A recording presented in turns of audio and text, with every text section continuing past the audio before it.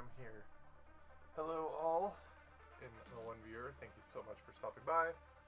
It's been a while. It's been a hot minute. Hopefully, you guys have had a good Christmas, a good New Year. I know some things are going on in the world right now, especially if you're in North America. Especially with the announcement of the tariffs that are going on. I won't get too much into it. I personally think that was a mistake made on both ends. So that's where I'm going to sit on that. So kind of looking a little iffy right now for the future of what's going to be happening with this channel and my life personally, because this does affect what I do for a living greatly. So there's that. But anyways, I just wanted to get that out of the way. And yeah, besides that, today, as you can tell by the title and the black screen, we're going to be doing some things. I've been recently, to help with this, been hired by some friends and other locals to do some commission work. So throughout the next few weeks, either be it on the potato camera or on the actual camera, every Saturday, Sunday, I'm going to be at least doing about 2 hours of commission work. So, and then an hour or so of my own personal stuff. So for about 3 hours, 3 to 4 hours during the weekend to do something. If you want to see what I did that weekend, always please check out my Twitter, which is down below, or my YouTube if I do a video, which is going to be some of the stuff I'm going to be doing in this stream. So we're going to be doing that. So first off, we're going to be finishing off the box of American Civil War, or not American Civil War, Napoleonic Waterloo epic scale. We have all the stuff primed. We just got to cut off the base, put it into bags so they're in the right sized units, and then we're going to go airbrush the primary color onto the units for quick color coding. And then when we're done that, we're going to be moving into some bolt action for them. We're going to be painting up a bunch of units of German stuff, so we're going to be doing that. And then lastly, I'm going to be doing my painting of personal stuff, which is going to be my Conquest 100 Kingdoms army.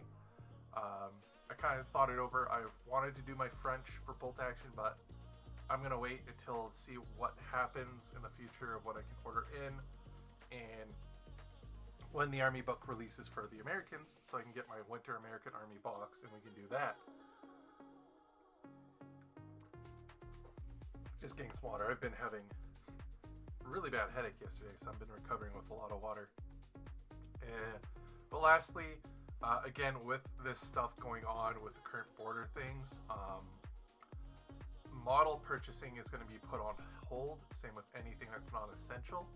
So I'm not going to be having a lot of review videos coming out for the longest time until this is clarified or there's more stability for purchases. So I know my channel is mostly a big review channel, so hopefully that'll give me more time to focus on the Wargaming School video series or more streams and video games. But I've rambled enough. You guys have been staring at a black screen for a while, so let's get right into it. And we're going to start off with the major thing, which is our book of Armies of Germany, which I can... Hell yeah. Big camera. I just knocked something off. We're trying a new layout, so excuse me as I try to get this camera centered and hopefully, you know, not show off anything too bad. Yeah. There we go. And now we turn on the light. Let there be light. Woo. We're trying out a new light setup, but here we go. And then of course we have the potato cam set up just in case something goes wrong with this. So pull it out of bubble wrap. This was direct from Warlord. So my friend, who I am borrowing this book from, actually has the model that comes with this as the bonus. There we go. Live streaming is fun, I swear. think I got it. I think I got it. We're gonna stretch out this leg. When you're using a shitty, broken Staples tripod. Anywho, we're back. We're here. So I bump the camera more. So this is the Armies of Germany book. I flipped through it quickly and actually really liked it. I really like how they lay out this new book for units and stuff, how they kind of have them together. They have little informations. They're definitely dropping a little bit more into the historical side of this, with explaining things when they were used. They've added a new thing, which is the period table here, so this will tell you when these units would be appropriate with the loadouts that they have. Things like that. If I can show a good example, they also have in the beginning of the unit area, so like say if you can get like the skirts in for tanks, there's an actual little things like, hey, a lot of these tanks have this, so here's a generic upgrade that you can buy for those units. Also looking at this, a lot of the things that you would normally actually just take on a unit as default, like gun shields or easily catch on fire, like remove thin sides, stuff like that, have been put into the units in these books. So the big one that I noticed was all the howitzers have gun shields just built into them. You don't have to buy them. Another one I noticed was Panthers lost their thin sides. Gun shield, yep. Another one was the tank riders that you got in here. In past editions, second edition mostly, there was a thing where you'd buy, like, say, a unit of bike riders. And, oh yeah, you got the mouse in here too. You buy bike riders, and they would be the guys, but then you'd have to buy the bikes on top of it. So it wasn't actually the amount that they said originally in the listing, which was kind of dumb if you think about it. Like, if you're buying the riders, wouldn't the rules pay for that cost? So they've actually implemented that now into it, or just straight up removed them. I'm trying to find a thing here that I thought was also really cool. Captured vehicles, they have actual stats for them now. So your French stuff that you had, tank destroyers, a lot more vehicles are in here. And then another one, if you're not 100% sure what you want to play or how to play, but you like a specific theater, here you go. They have lists, the models on it, to kind of show you what they would be and in what era. And then last but not least, if you don't really know your history, so you're like, what is late war, what is middle war? Here you go. This section here has the different things, like late war, mid war, stuff like that. And it tells you all the units and vehicles of that time period.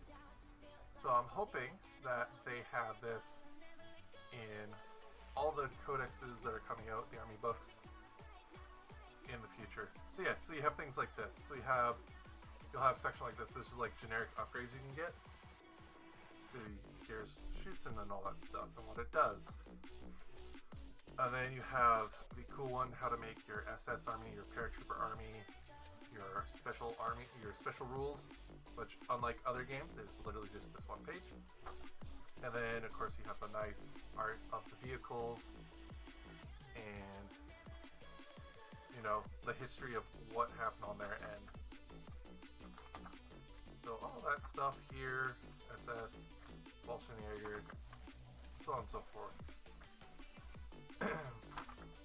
Winter stuff.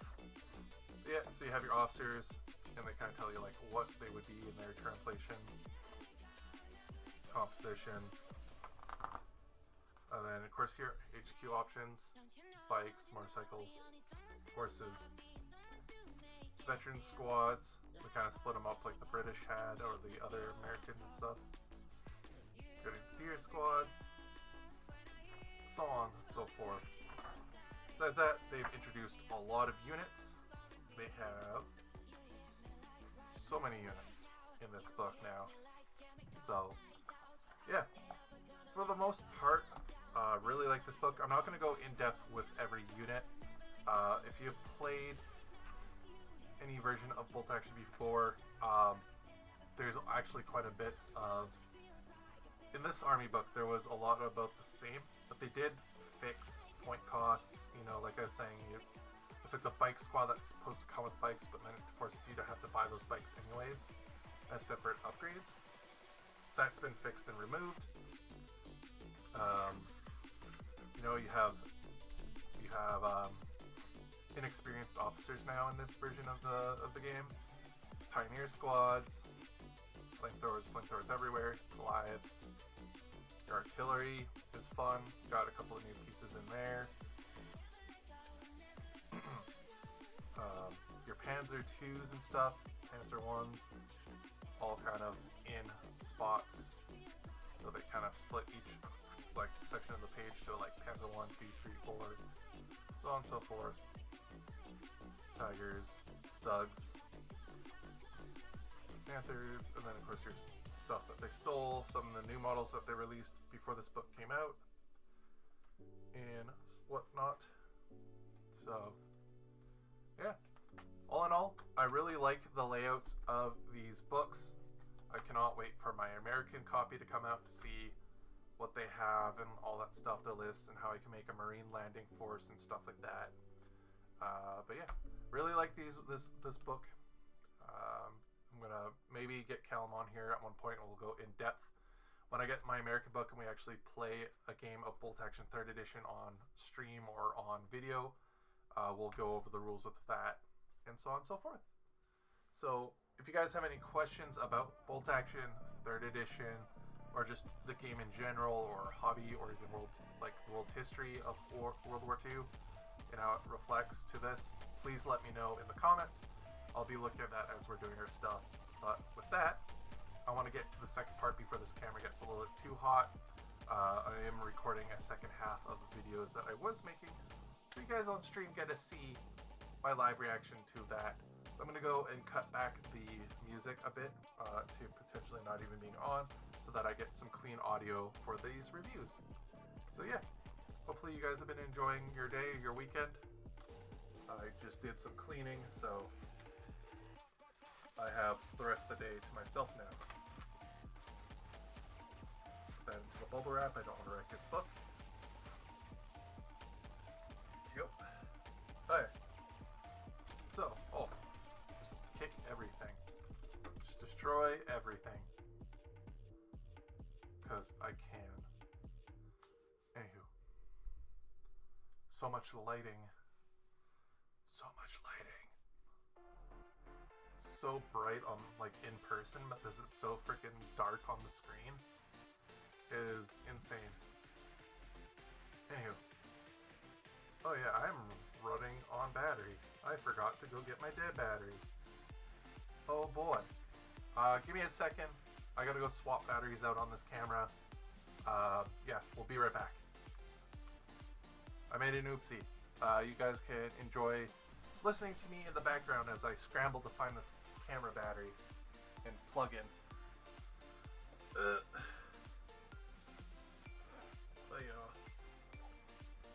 No, not in there.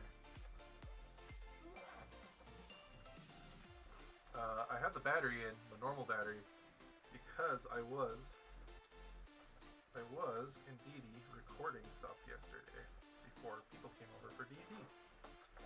So that's why the regular battery's in here, not the dead battery I have for streaming. I need to get more of these batteries, or at least a quick charger of some sorts.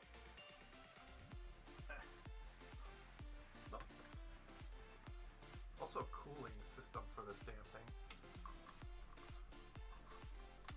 This is a good camera, and especially if you knew how to do photography, like all the features. Freaking an amazing camera. But it is entry-level streamer camera, from what I've been told. So you don't really know what you're doing. You'll get a good quality out of it, but it's gonna overheat. The one problem I've been running into with it is after about an hour of running it, the camera overheats. And I have to unplug it, and then I gotta put it in out like by the window and let it cool down. All this stuff is not a fun time. Not a fun time.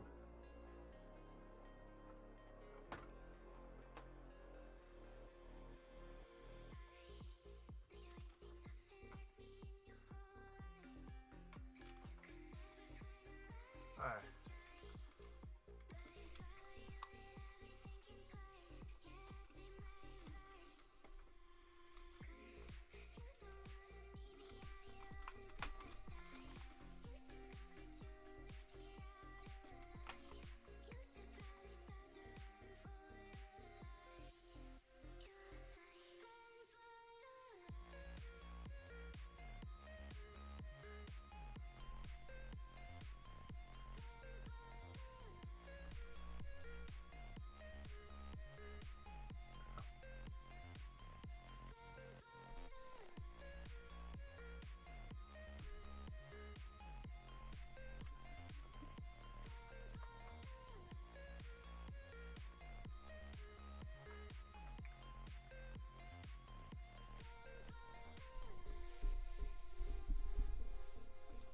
Bright light. Oh yeah.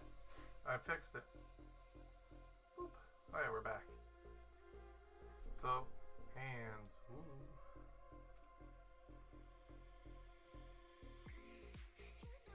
Anyways, time to go mute that audio so we can get to our recording here.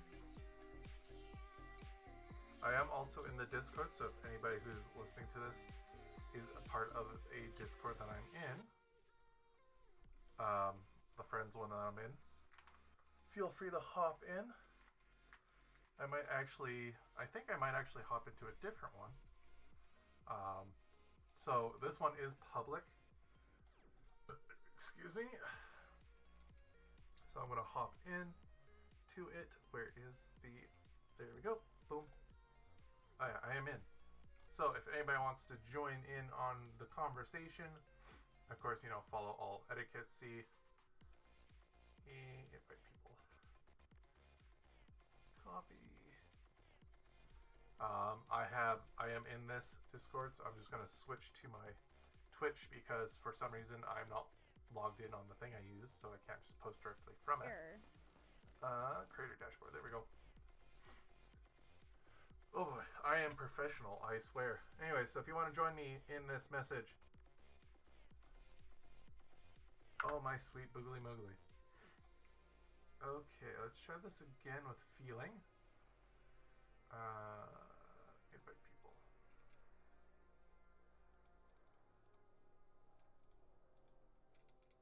Hidden use copy button.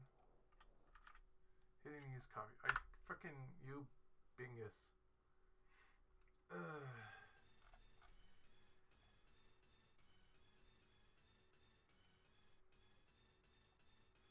I would like to disable that, please. Okay, let's try this again. Copy. There we go. Okay, try this again with feeling.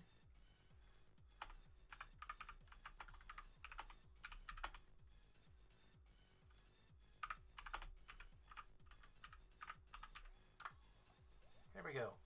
So if you guys want to join in the conversation, there you go. There's the link. Say hello to my friend who uses that to stream and stuff, so you can join in on things and fun game events that they do, like Pokemon Bingo, all that stuff.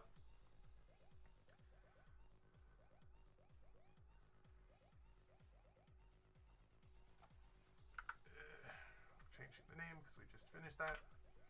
Views and permissions. There we go.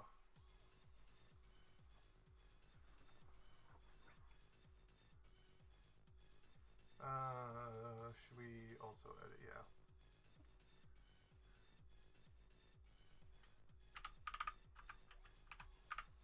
Moonstone. There we go. So we're going to be talking about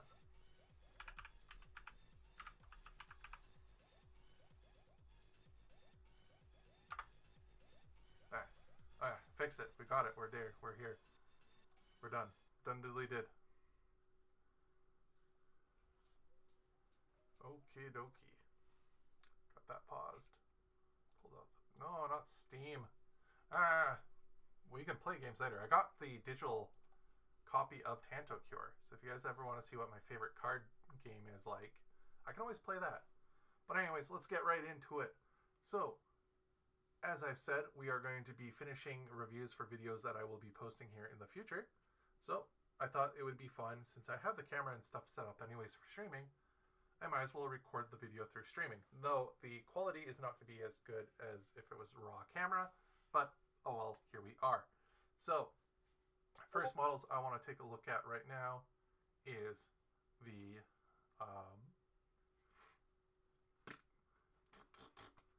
Judgment models I just got recently in my last shipment / support drop that I got from them. So, story of this is I tried ordering it through the American site.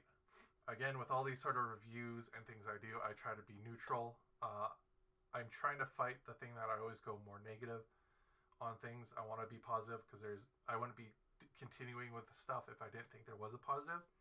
But I find a lot of people don't say the negatives and they only just praise positives. And this goes especially for Games Workshop people who have contracts with them, which to them they kind of have to because of Games Workshop. But anyways, so I bought this order through the American website because that was the only way you could get the Vrasha, the Snake Lady monster, and at the time I thought the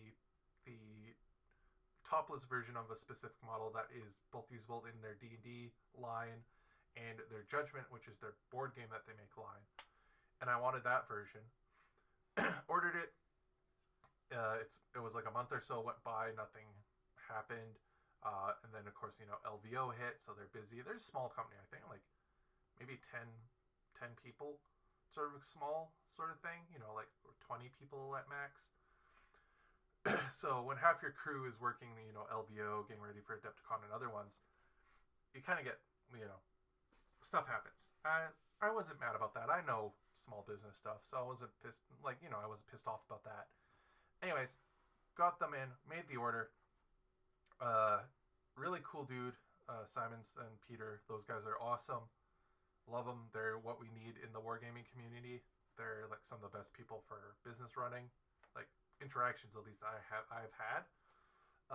Though I do miss my rep from Games Workshop. He was amazing, and all the stores around where I live, you guys had the same guy.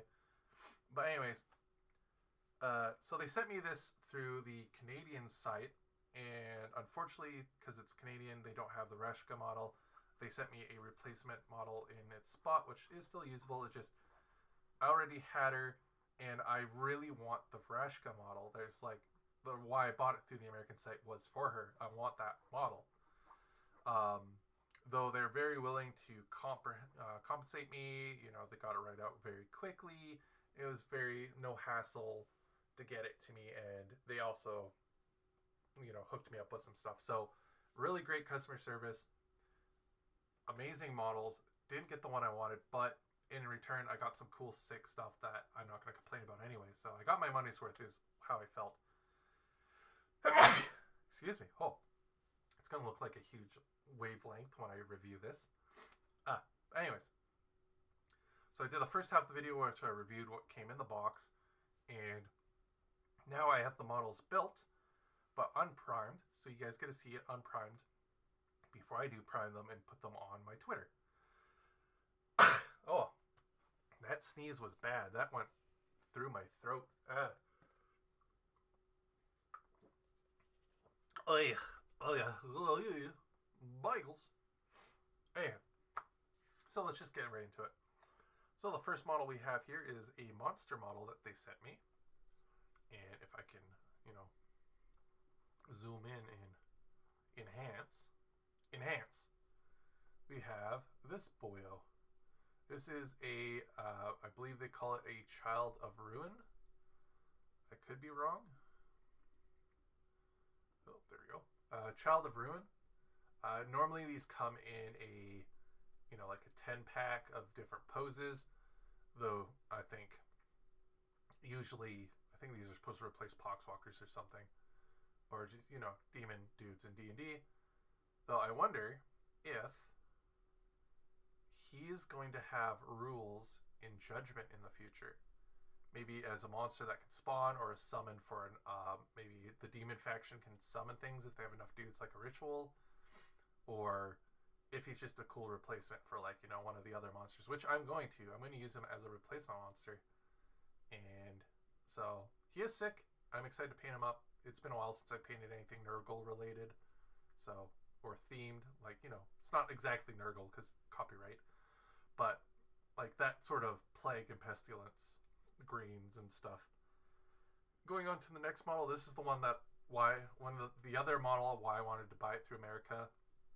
This is one of the demons of excess or lust, whatever it's called on their website, and she was one I wanted, though the version that you can only get on the American site allegedly was the topless version, and there's her name if you want to know from Judgment. So that's another one. The cool thing is, unless this was specific to me, I didn't know, but if you buy her, allegedly, this is all allegedly, if you buy her through the Canadian site, through the Judgment side of the website, she will come with the naked version or the armored version for public play and stuff.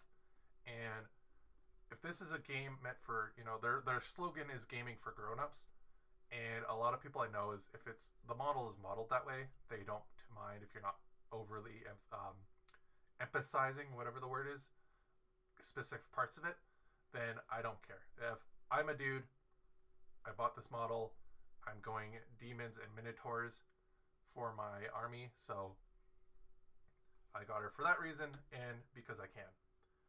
Now, the one that I was actually really excited to get, I didn't think I would be that excited to get him as what I did. I think this is one of my favorite models they make for Judgment, and this is Yorgoth, I think it is. I could be wrong, but this is a cyberpunk. If you've ever saw, like, you know, Magic Kamigawa, Neo Kamigawa, this is that as a mini.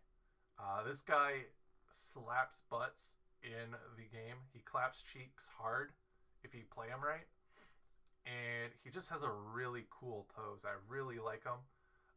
He is in a darker resin compared to other ones, so I don't know if that's just his mold or if he's 3D printed and that's why the mold is this color. Maybe they used the 3D printing resin in a mold with UV.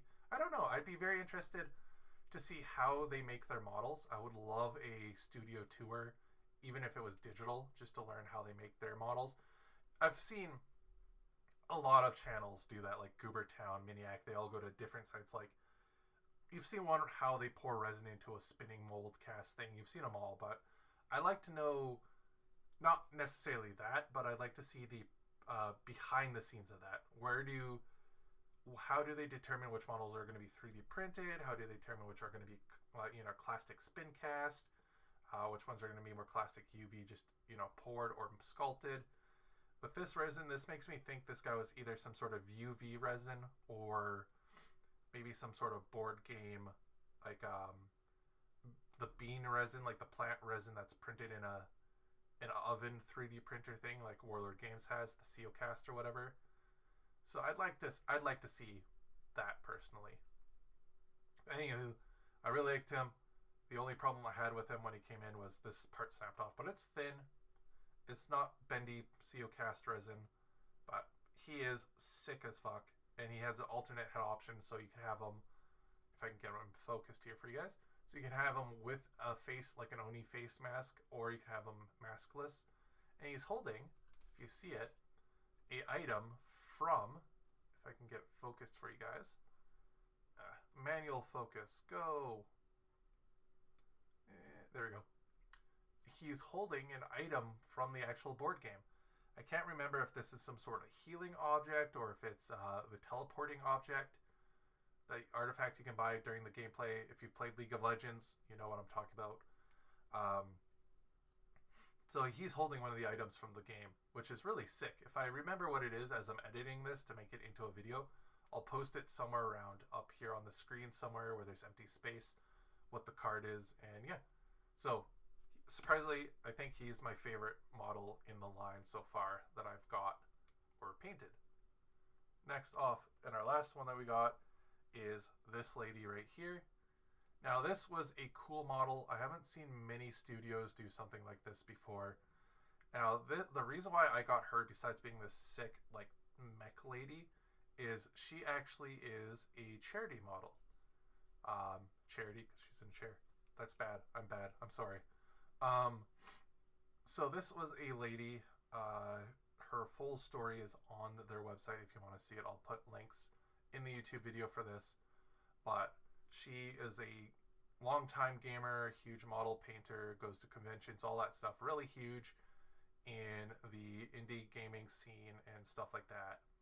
And unfortunately, she had, I think she may have, I don't know if she's still around or not.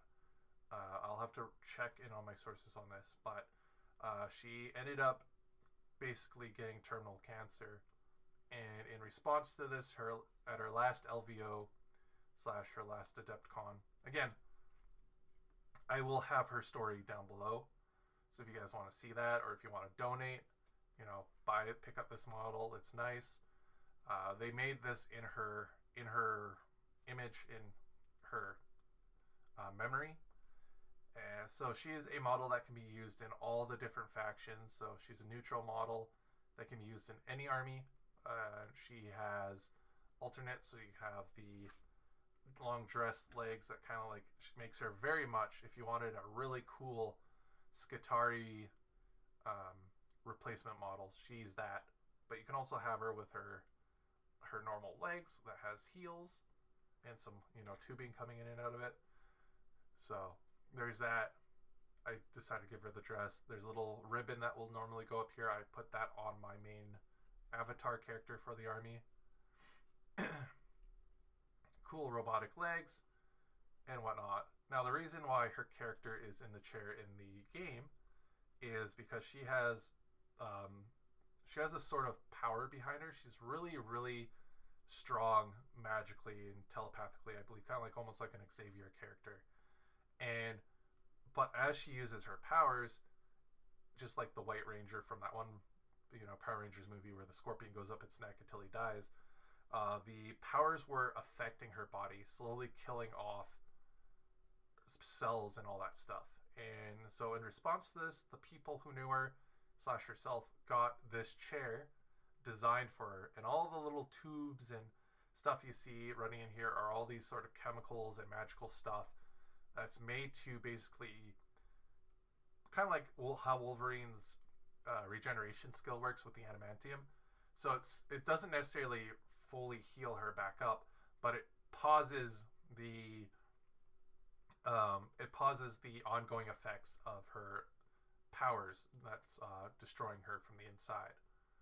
So it's really cool. They put a lot of lore into this. Her name is actually a nickname of the person who this is based on.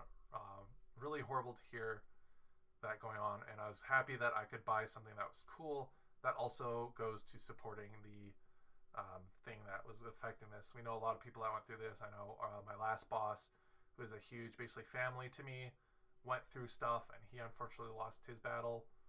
So this was a model that meant a lot to me in that aspect, more than that. So it was really worth it. I'm really happy with it, and I'm happy that one of my favorite game companies is doing something with it. So if you want it, links will be below. I'll probably post it in the chat. 50% of all proceeds will go to the Cancer Society, and yeah. But with that, that is the Judgment models that I got, along with, you know, the one in the previous video, so on and so forth.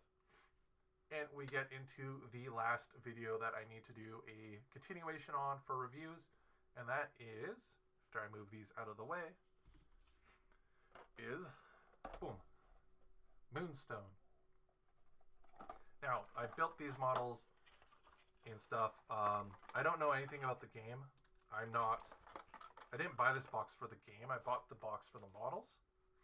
So, though I've heard nothing but good things from Moonstone. It is a small skirmish game. You usually play with this many models, or maybe 4 or 5.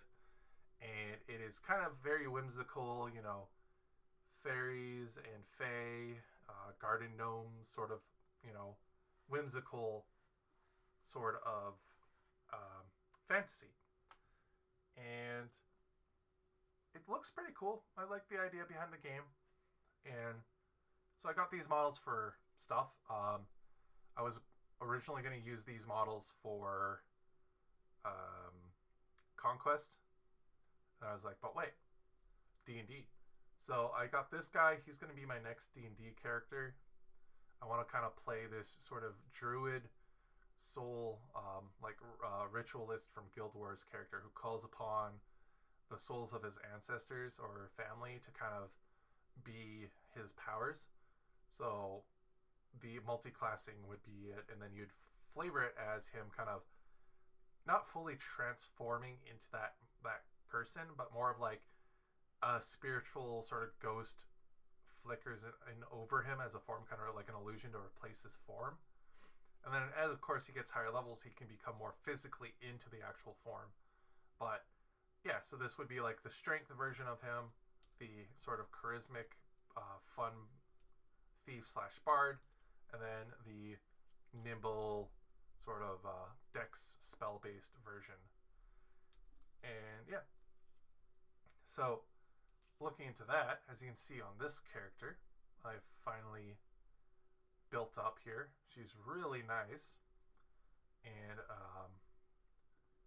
really excited to use this. I'm going to use her also for my bow people, for my army, for Conquest, hence why she's such on like double based and so tall high up, is because I'm going to use her for my satyrs for either Conquest, for the city-states. That or use her for my mercenary bowmen, which is kind of like mix the stuff. So yeah, now you may have noticed that there's a shine here. That is because when I opened this model, and I did check the footage, her arm that holds the bow here and the top of the curve of this bow, which is supposed to be like gnarled wood, was missing. Wasn't in the box, wasn't in the bags. I didn't snap them off. They were just not there. So if you may have had that issue, this arm is supposed to be molded onto her. There's supposed to be an arm here that reaches out, and you glue the nub of this hand into it. And this top here is supposed to basically be a reverse of this.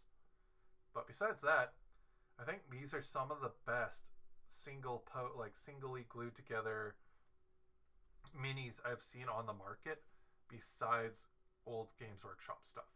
I wouldn't be surprised even if this is old Games Workshop like material or workers, but like this is some of the best monoposed resin models I've seen, made by an indie company. Now there is a lot of flash that was on this, but it cleaned off so easily. And then of course you have this little guy just running around blowing his horn. If I can get him focused. So there's that. Yeah, so these guys are really, really nice models. I highly recommend checking out Moonstone if you want a nice, lighthearted, whimsical skirmish game where it's literally buy 5 models and that's your army. So it's something you play on the side. The rules look a lot of fun, and there's a campaign aspect to it. Pretty cool. Feels very much, if you've ever played Moonbreakers or seen that, or that one game that was supposed to be coming out that never did. That was like you get the gems and stuff on the ground. Maybe it is Moonstone. Or I thought it was sci-fi. I can't remember. There was a whole controversy about it. But anyways, or if you like Warcrow, or you liked Warcry, this would be the game for you. Highly recommend it. From what I've seen. So yeah, with that, I've finally finished off my review videos. I'm going to stick these models back into their box. And for those who might be watching the stream and thinking to yourself, why don't you just contact support? I did. It's the weekend. I could repair it myself. So I did. So they have been contacted. Hopefully they'll be like, yeah, we'll send you a replacement model.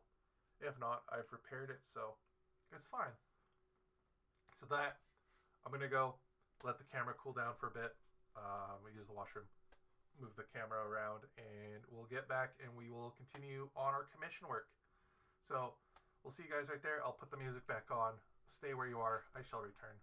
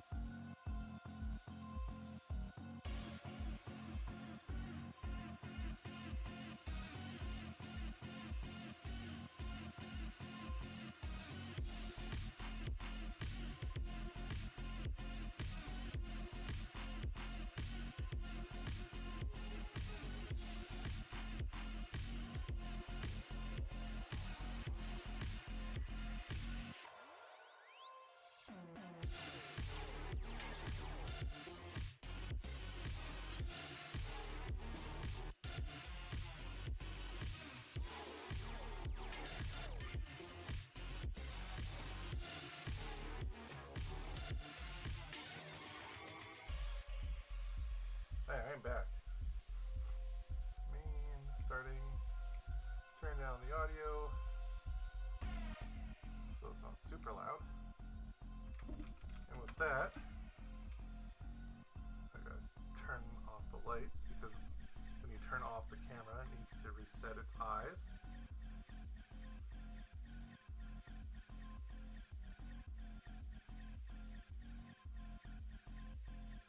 There you go.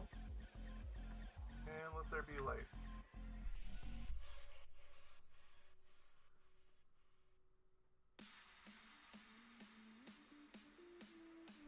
Anywho, so we are back. And yeah. Anyway, we're back. That is all I have to say about that. In a horrible camera angle, as I may say. Camera. I need space for my legs. Lieutenant Dan.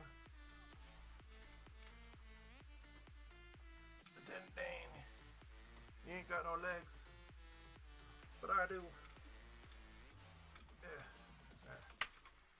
Ah. Think that'll have to do.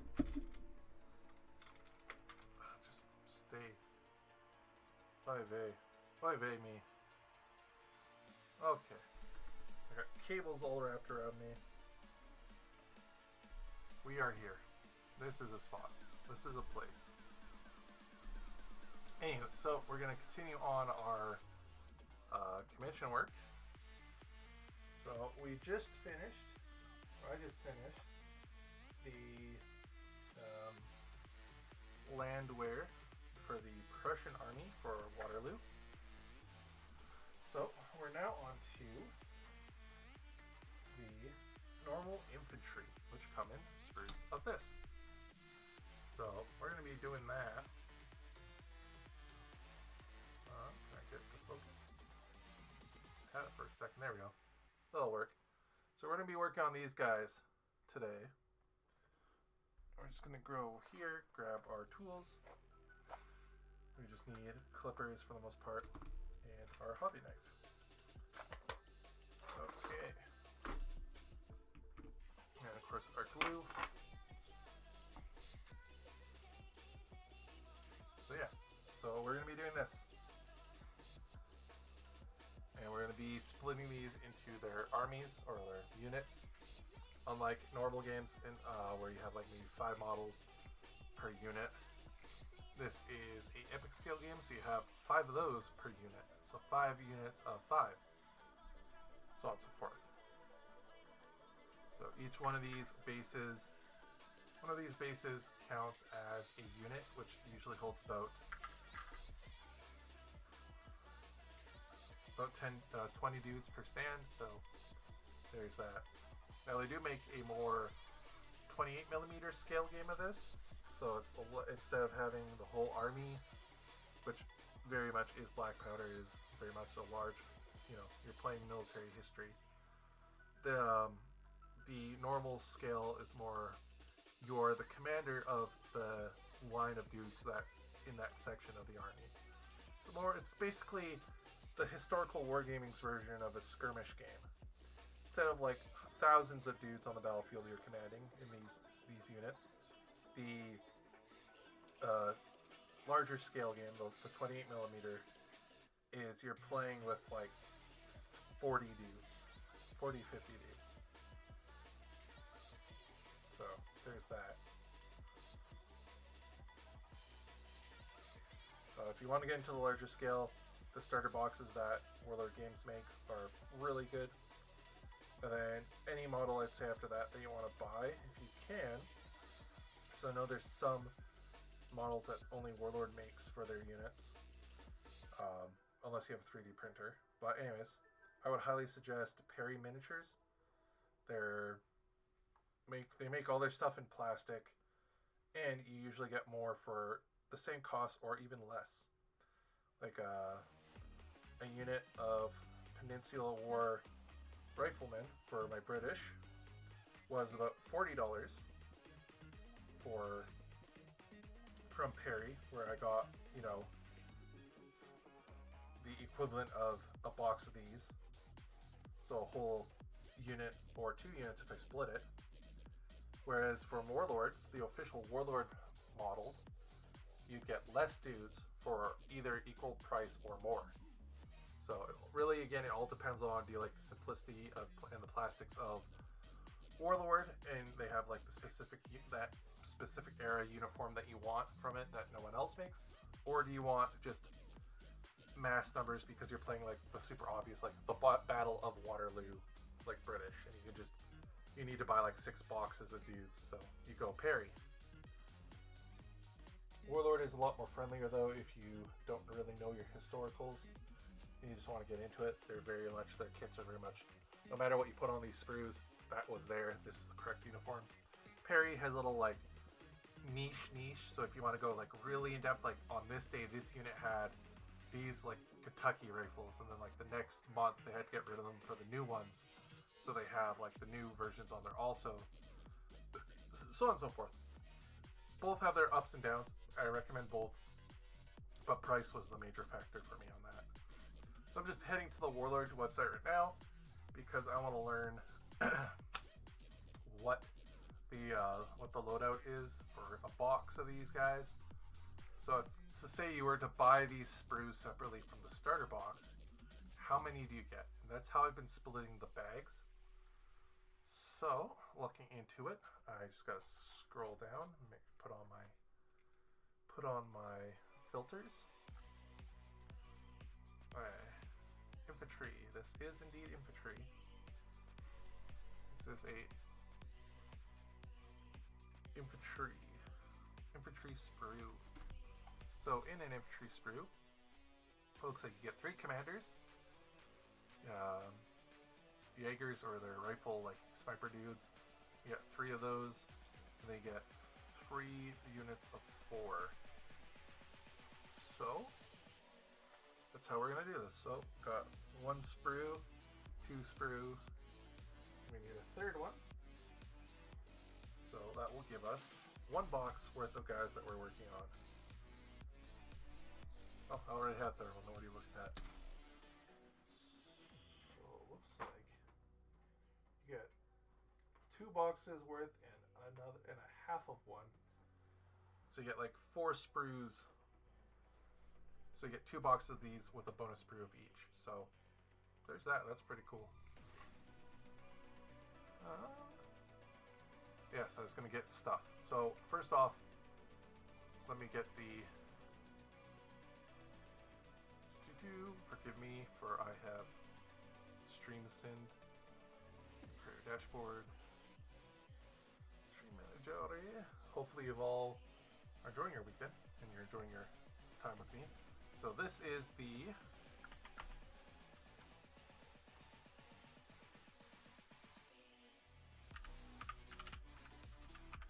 commission. So if you want to take a look at the epic scale stuff, you know, Warlord games, see the other games they do, because they do all different eras. They do everything from the Bronze Age all the way up to What If / Weird Wars, and even IPs like Doctor Who, Judge Dredd, all that stuff. And then, if you want to know more about the lady of that model we showed off, and actually have the real details, I will get to her page here right away. I highly recommend checking out this game. It's so good. If you want League of Legends but better, or if you wanted to continue playing Heroes of the Storm, this would be the game for you. Until like, or if you like Halo more, then get the Halo from Mantic.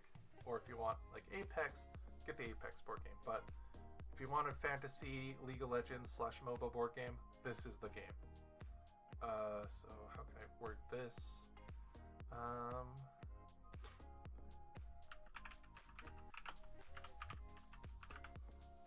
There we go. Charity model. There you go. So check out those links for a fun time. Anyways, go back to it. Back to it. So I'm going to go until this camera stops, or I'm done building this one sprue, like this one bag of dudes. And then we will get to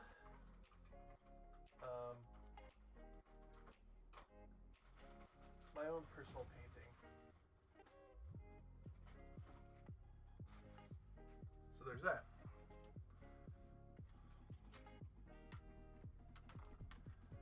Cut off these little squares because we'll need them for our commanders. I also like using the little squares for when I build the loose Jaegers on foot, the skirmishing Jaegers as they call them.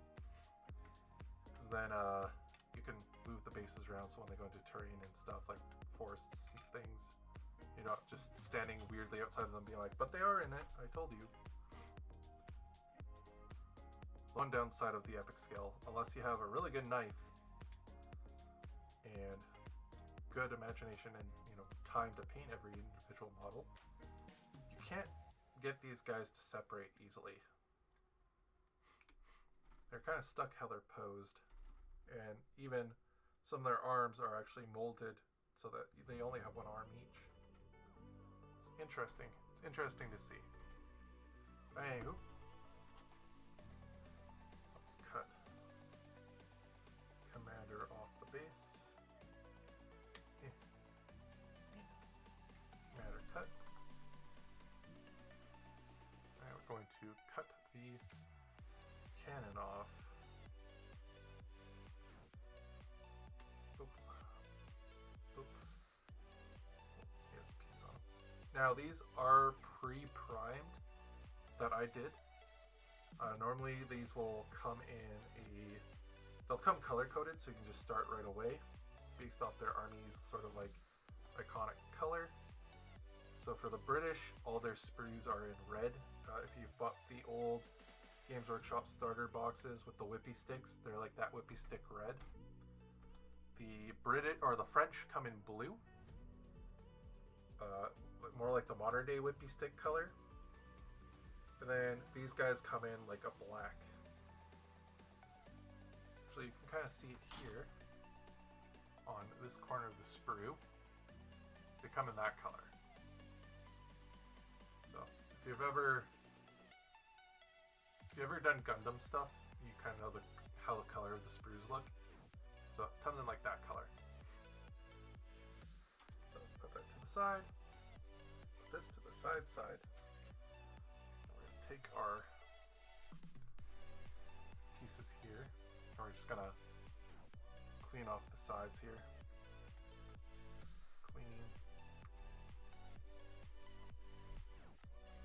I think I will buy another cannon crew for my British. I really like artillery pieces. Weapon teams and artillery pieces are my favorite unit models.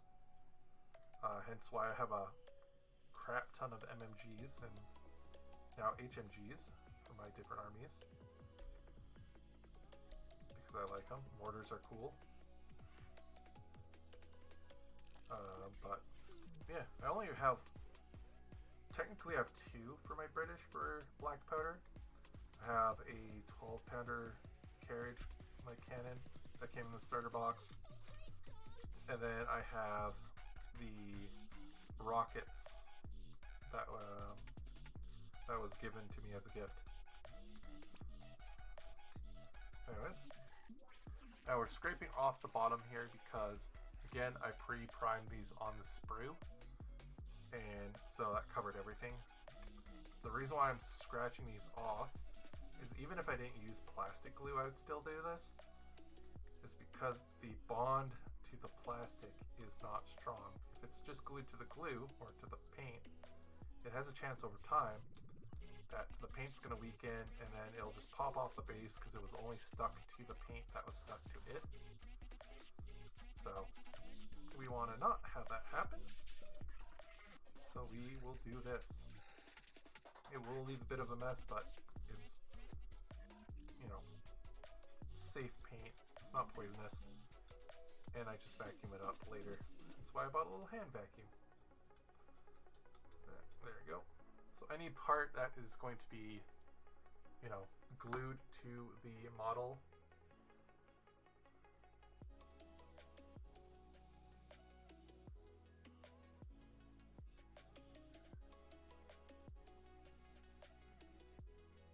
so any part that's going to be glued to this model, I have, basically have done that. Shaved it down. Anyways. Carefully clean off any parts of this, not to scrape off too much of the paint that's already on here. I will be painting at least one of each unit fully, so that way the person who's commissioning me this can see what they're supposed to look like, and just a little gift to be like, hey, this is a painted and based model.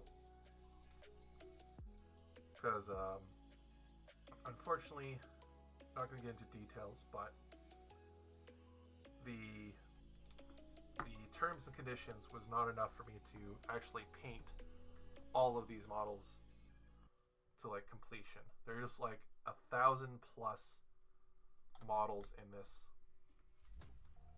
box set. I believe almost 2,000 for the Prussians because they're a infantry-based army. So a lot of fun in the rules. Like they are guardsmen on crack. But yeah. But I do like painting things, and they are my friends, so I will at least paint some of the units that I think are cool, just to show them off.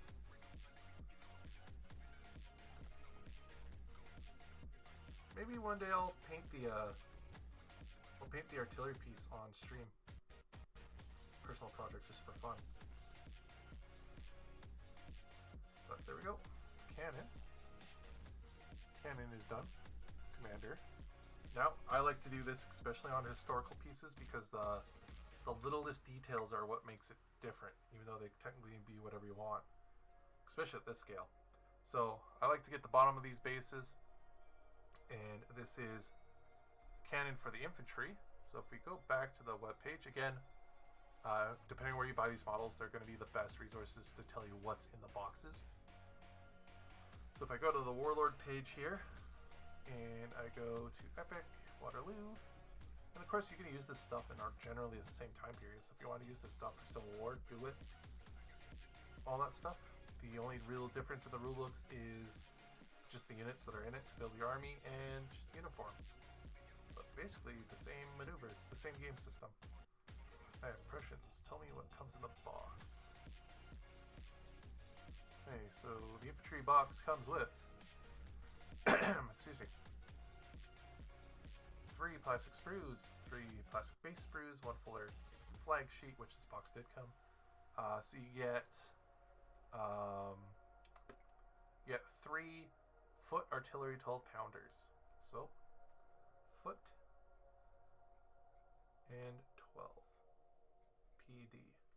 Now this is important because there's horse drawn and there's foot carried, and they have different rules in the game. You can speak. You can kind of guess what those differences are. Horse drawn can be brought faster to places. You know, they get a quicker setup or something, and they do cool stuff.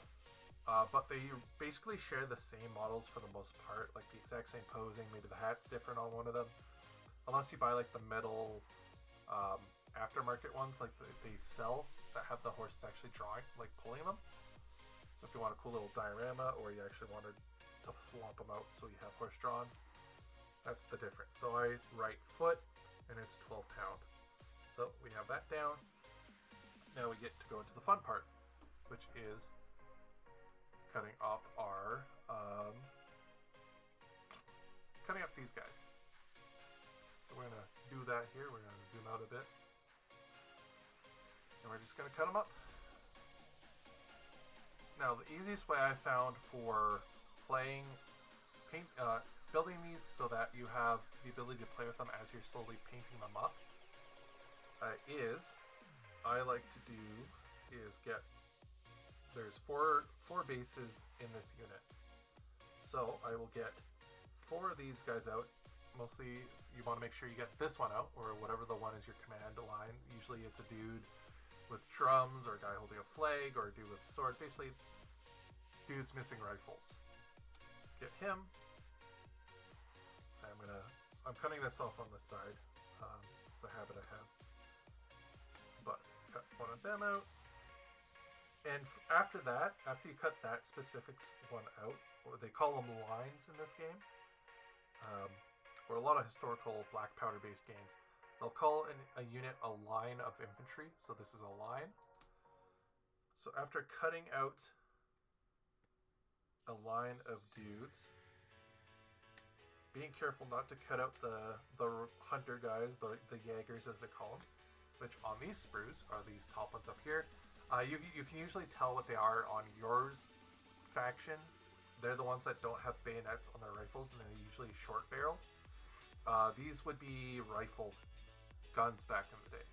So their thing is they go out in small units of lines to go flank around the enemy or go into the trees, and they can take farther shots than your dudes that have the basic muskets. If you've ever seen The Patriot, which is the Mel Gibson movie, basically the rifles that they're kind of shooting are descendants of these rifles that they're using, and the tactics they're using were made by these guys in the future. So these are kind of earlier versions of that, because the Patriot is the Civil War or it's the War for Independence, which is after. Can't remember if it's after Waterloo. I think it's after Waterloo. So the tactics would be there. Anyways, Callum is the black powder historian nerd. I'm the powder or the smokeless or brass powder historian of the group.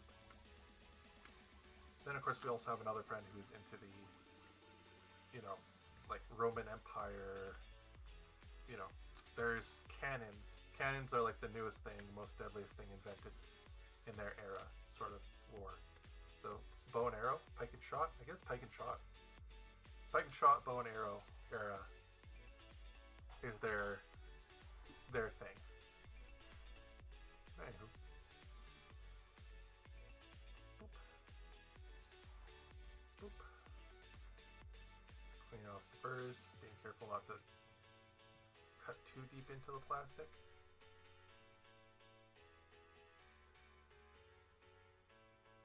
I'm basically kind of just laying the blade flat to the plastic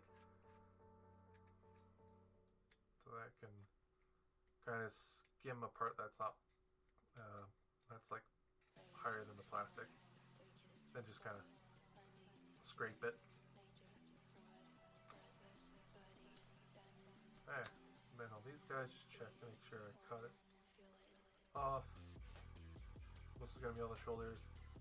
If you didn't care about too much in speed, you could prime these all once they were off the sprue. So that way you can actually clean up the models, remove mold lines, without too much of a worry of removing the primer that you put on them. But, oh well. Paint I use is pretty good at covering. So. Primer's only really here to help with the paint I'm going to use. Speed paints are going to be your friend for this. Now we have this part right here. And we're just going to scrape that off.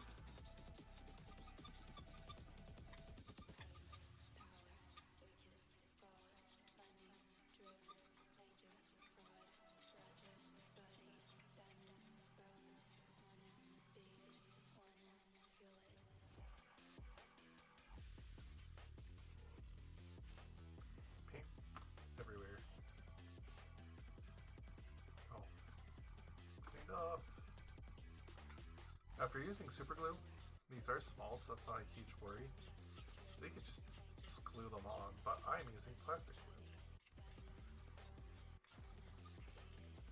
So I gotta actually have plastic contact.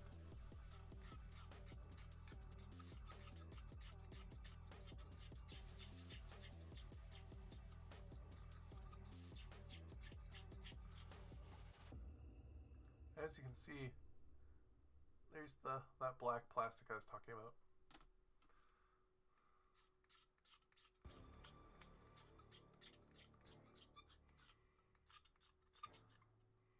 But yeah,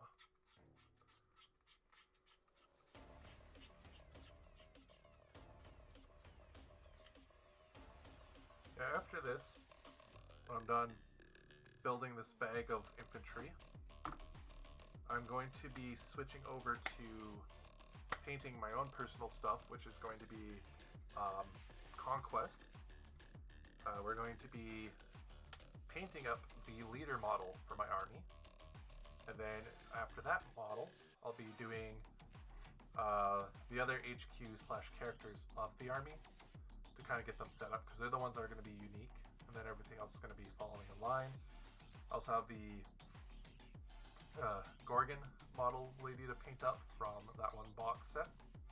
So I'm going to paint her up too. So yeah, and a little preview I can give you is, here's the model that we're going to be painting up. Now this base that it came with was actually a base from Judgment. This is the Canuck Mara's base if you want to use it as a monster for D&D. It does come with a smaller base, or if you want to use it in Judgment as a monster, which is, I think it's the only level 4 or 5 monster in the game. But anyways, so yeah, to make her bigger, I just glued it on top of this base. You know, 4 magnets for the tray to put her on. But if you can guess from her color scheme and the colors I put on her so far, and if you see my other video or photos of it, you can guess which character this is supposed to be. But yeah, we're going to be working on that when we're done here. And that might use the potato camera. Anywho, talking, I'm rambling. Let's get right into it. I'm going to just add the glue to that, make sure they're facing the right way. And make sure they click in. There we go. And then little bits that clip in here are usually strong enough to hold it in when it dries. But the reason why you want to do it this way is this lets you get into the back of these guys to paint it if you really care about that. When these two are together, you won't really notice it, but I, as a painter, would. And I was also requested that I do build these in such a way that they are readily paintable in all angles. So if you do it this way, you can then grab your other line without glue, and it just pops right in. You have your 2 lines, you can play with it, they're stable, and then when you actually go to paint these models, you can just pop it off. The other cool thing you can do is if you do want to paint these before you build them, you can paint them on the sprue with an airbrush, or because they have this bottom line here, you can just paint them like this as if they were on a stick, and then, you know, apply your basing materials, your dirt, your grass, your snow, whatever have you, and you just chop off the little nubs here, and then you just super glue it on top. So that's why you do it this way. Go with this guy. And again, like any older and even newer ones, any starter set that Warlord makes, the models that you get in it are models that you're going to want to play with anyways in the future for the game that you're playing. So they're always a solid deal. You never not get your money's worth out of them.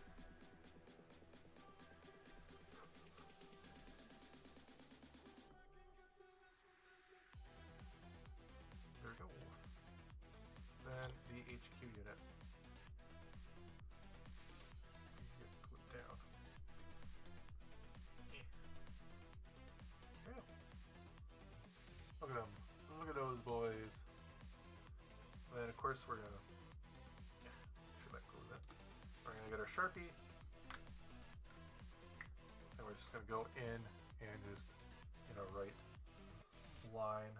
And then, because this is the sergeant, I just put HQ. There you go.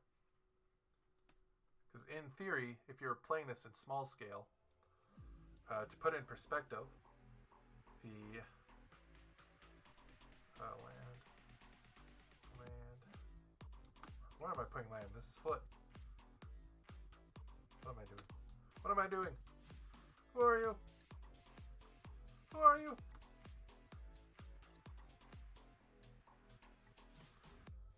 Land Weir is another unit. Okay, anyways, so to put it in perspective, a normal sized game of black powder, if you're playing this in the 28mm, is one of these guys, and then like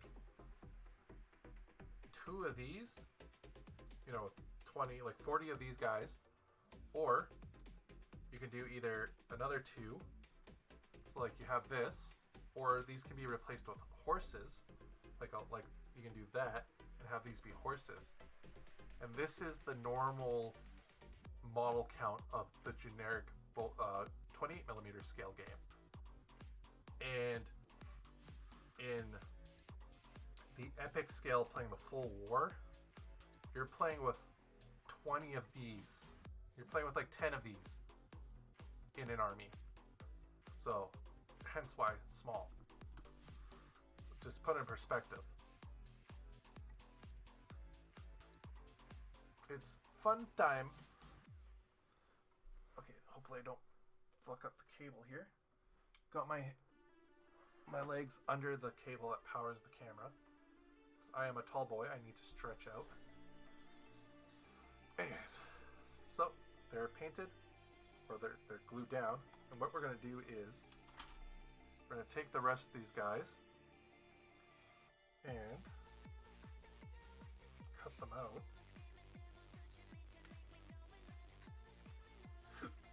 Jaegers. And at this point, I don't know if he wants to glue them on before he does the texture paint or whatever have you. So what we're going to do is we're just going to cut these guys out, and we're not going to clean off the bottom of their bases. Just going to cut them out and put them onto their bases and move them to the side. And we repeat this process for the next two sprues. Now I will say, you're going to be doing a lot of these models gluing. Highly recommend you ventilate your room, especially if you're using like this Tamiya plastic glue, because the fumes will fill the room. There's no escaping that. So I need one, and then we'll just cut this off as a spare so we don't waste anything. Just throw the screws to the side. Pick them up later. Clean this off. Clean that off. Scrape, scrape, scrape, scrape, scrape, scrape.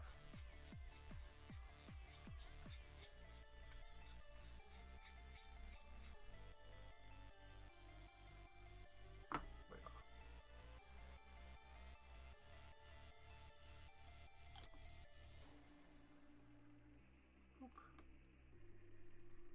Oh, get in there. There we go.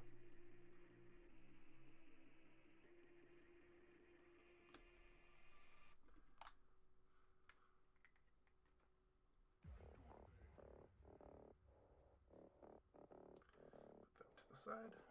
So they're a specialty unit. So put them in here. That. Again to the side. Commander. And we just stick these guys into their bases.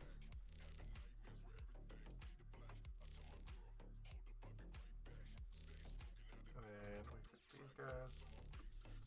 Go, stick them in their lines. Yeah, they're backwards, whatever. They're not glued in. Not glued in, doesn't matter. Okay. There we go. And that is one sprue done. Two more to go. Then we get to painting.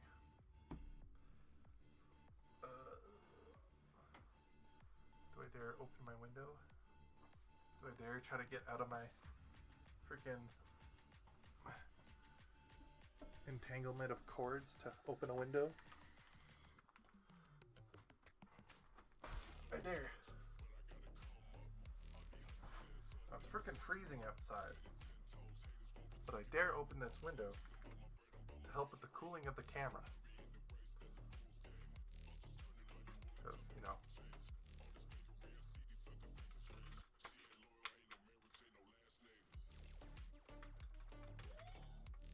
camera expensive, and I don't want it to overheat when I'm trying to do stuff.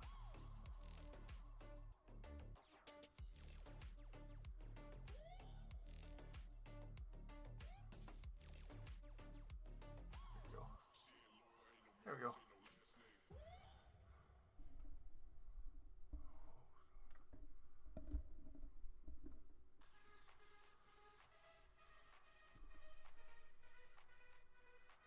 I wish I could get this light over more. No fucking.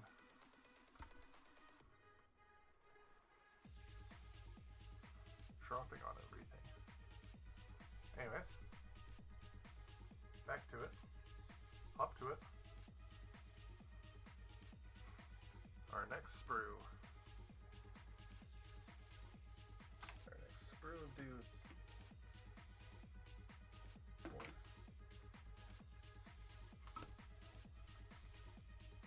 Thinking about pizzazz tonight for food. One last celebration before the thing happens. Commander. You could cut out all the commanders and the cannons first on all 3 sprues. I like to do it in order, that way there's less sprues all over the place.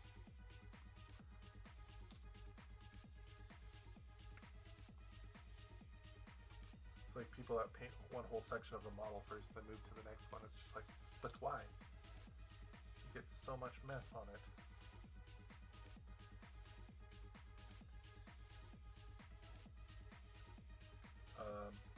If you have really good clippers, you're going to want those for this. Like those God Hand clippers or whatever. You're going to want that for this sort of model because parts are so tiny.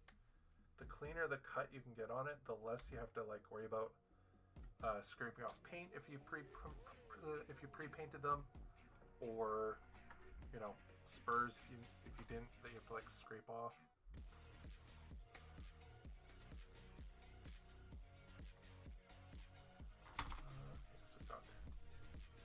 Lines, commander, and canon. Now you could write the unit types on the base top, but once you actually paint the models and stuff and glue them, it'll cover it. So it's better to do it on the bottom, that way you can have a quick little like, what is this? What is this unit supposed to represent? Especially if you do a lot of kit bashing. I found just doing this with all my models now is very helpful. Conquest, not so much, just because it's very... I haven't done too much kit bashing with Conquest, just because I like how the models look anyways out of the box. And the extra bits that you get in them to customize it still keeps it to kind of being the same theme. So I can still tell what the model is supposed to be outside the box. So there's that. Unlike my bolt action where there's just a crap ton of them and there's the littlest beret detail or weapon they have on them makes them a different unit altogether, even though they're wearing all the same uniforms and stuff like that. So those I like to actually put on the bottom base what it is, and if there's like a 1 out of 3 weapon team or something. Anywho.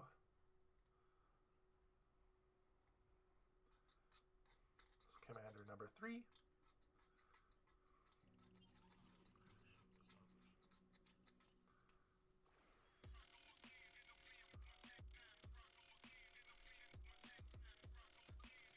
Scrape, scrape, scrape, scrape, scrape, scrape, scrape.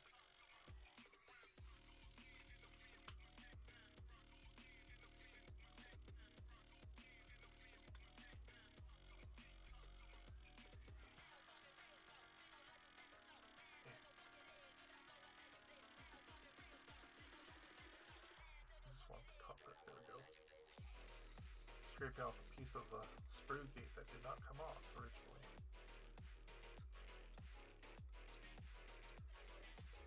There you go. Canon time.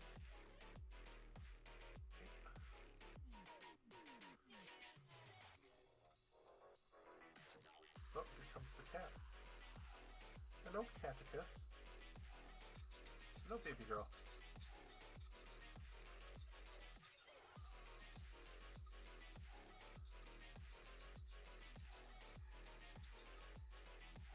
You can probably smell outside and hear the scraping, right? Yeah, hi. Hop on the bed. There you go.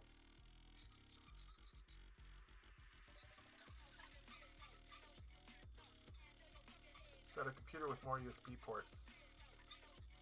I would have another camera set up where so you guys can see my cat whenever she pops onto the bed.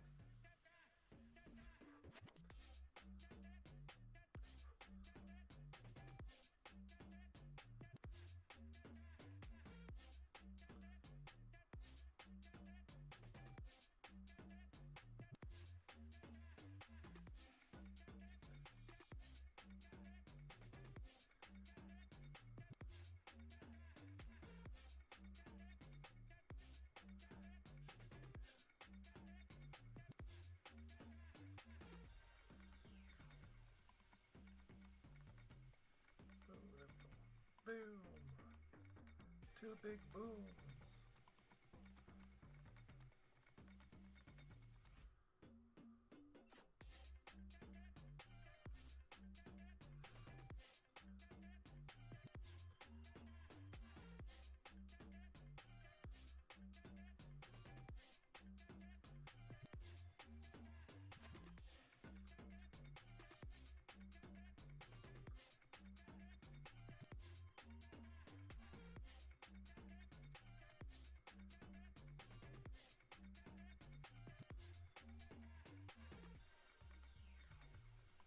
Go.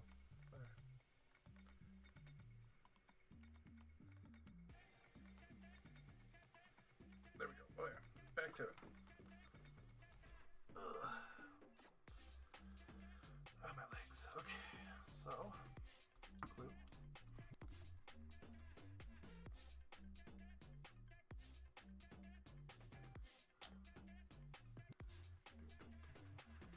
There we go.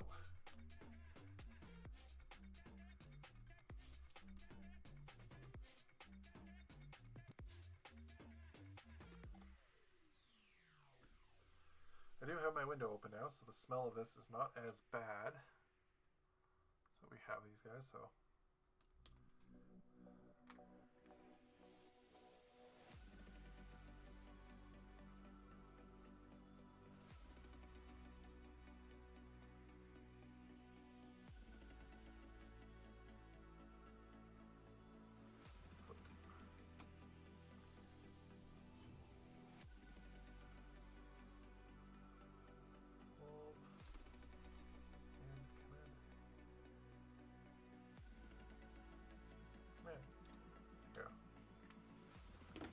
Okay, back to gluing these guys.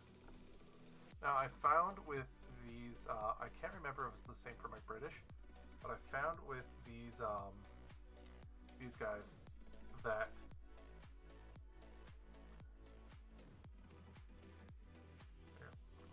guys that I had to basically, if you went in here with like a little hand drill or a little mini file, like a stick file, that I had to widen out the holes in the artillery pieces. Simple, just stick it in, spin it around. There we go. But yeah, I found I had to do that with these ones. I was trying to push it in without doing it, kept snapping the frame of the cannon. You don't want a snapped frame. That way when you fire it, it'll just explode. Or at least like bounce back and, you know, knock the dude's legs out who standing behind it.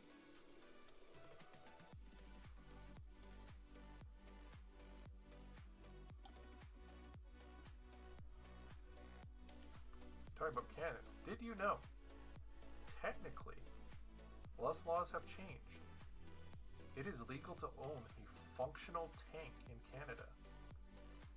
It is illegal to transport an active tank unless you are the military on the roads. But if you have it deactivated or safety on the tow truck, on a road that you've warned your local area about, or even didn't warn it, you brought it to private property, then unlocked the firing mechanisms, you know, made it fireable, that is legal to do. It is because, depending on the tank, a tank's cannon is considered a cannon and at a certain velocity, and it is considered you need an explosive license for it because it's an explosive. It's not a rifled gun. Now, on newer tanks, you do need to have, for the main cannon to fire, you do need to have a firearms license because it's a rifled barreled, loaded. You know, it's a cased. It's a bullet in a casing that is fired through a rifled barrel. That you do need it for. And you can even have the machine guns on top as long as they are semi-auto and, you know, a certain age and you only have like five rounds in a clip or something go through it, some bullshit. But it is legal to own. It is legal to own a World War II tank that is fully operational as long as you have permission from your local police department to have explosives. That is it. No extra fees, nothing. So, food for thought for people in the future. If things happen, it is legal to own a tank. And if a leopard somehow just happens to end up in your field because you're a farmer, well, it's yours. There.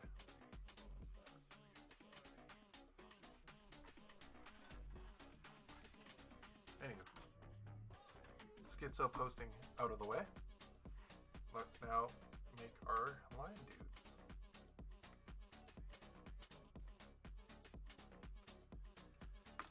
So we're just gonna cut all these dudes out. Go down the line. So rifles or muskets. Smoothbore rifles basically.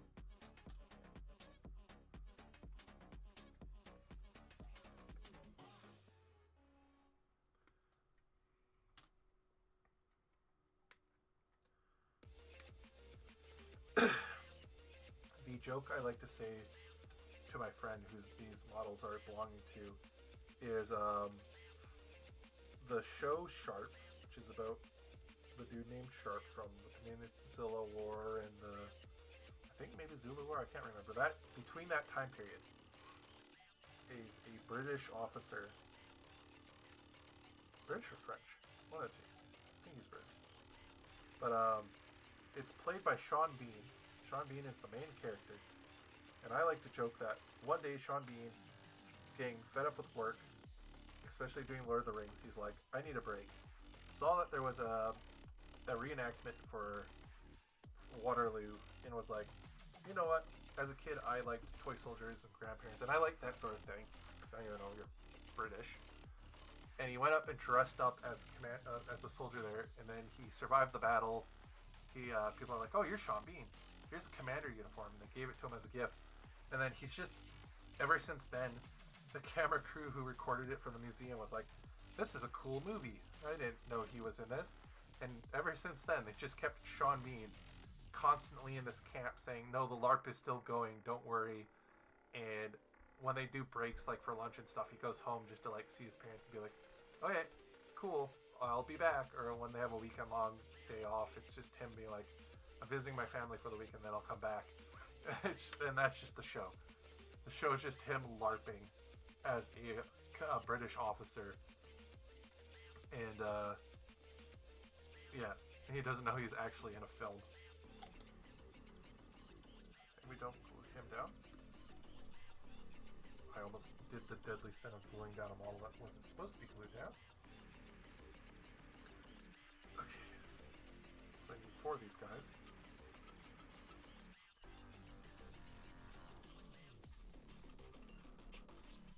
I might one day do a reaction video.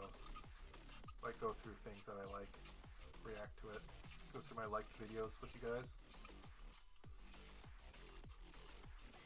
That might be a thing. I might make that as a post video, like, if we want to go do a stream where I go through my liked videos. Or we just, like, hey people, tell me, like, what to look at for hobby stuff.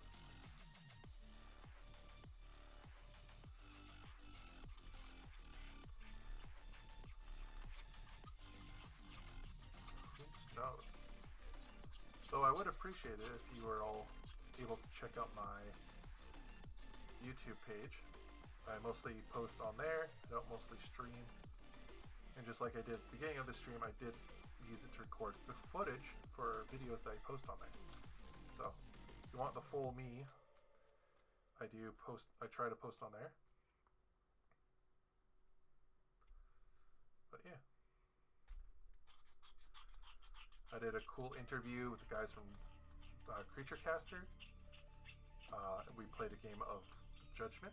I was a complete noob and a shitter, so don't expect good gameplay from me. Ask questions there. I do videos on reviews, talk about stuff, skits.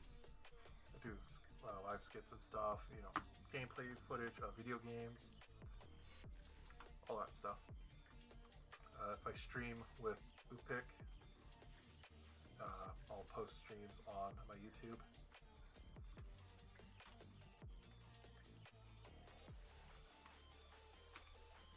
Everyone thinks that that one princess lady is the Scuff Queen. Freaking man, the amount of times I've dropped like addresses or like saw a picture of my credit card or, you know, cameras overheating, audio quality being shit.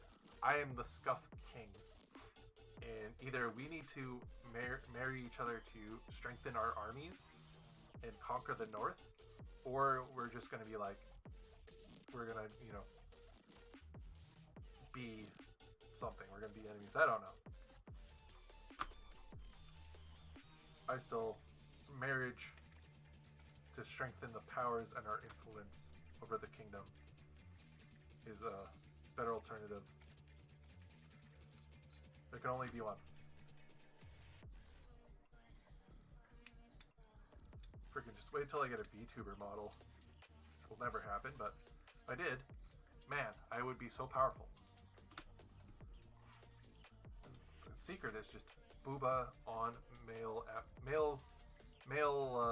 voice and personality, male soul on big booba character equal win.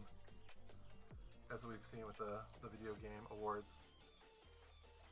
Friggin' VTuber awards, whatever. I still can't believe, like, makes sense why he won, because he's just that good. But, like, my personal, my favorite VTuber should have won, you know, Commander. The Commander, Discordia Commander, whatever. But he's not even like, his character model's not even male. It's a female doll. It's not even a person, it's a doll. That's his VTuber model, which is kind of funny at the same time. But, man, when I think male VTuber, I mean like a VTuber who is a dude using a dude avatar. Like, is a male VTuber. But, you know, still, he deserved that award. He actually honestly did, like, was really good. He's fun to watch. Joel, or Porcelain Maid.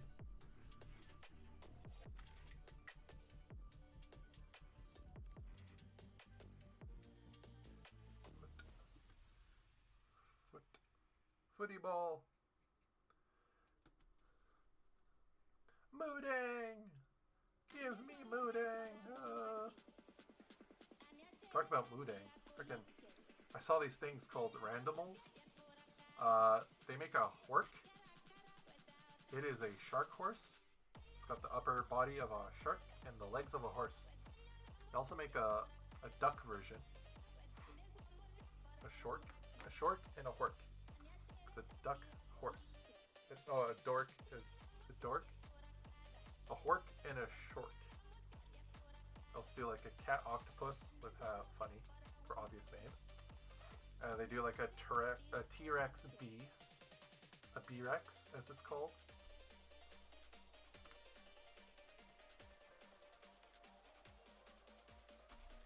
So good.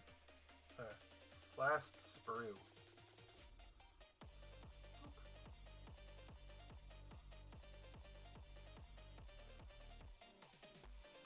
And I wish I had somebody to ramble with.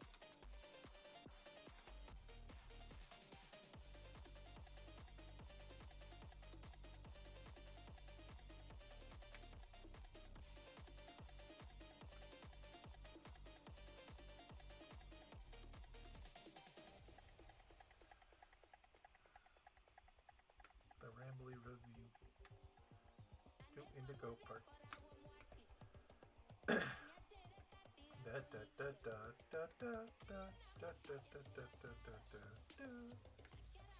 Indigo Park.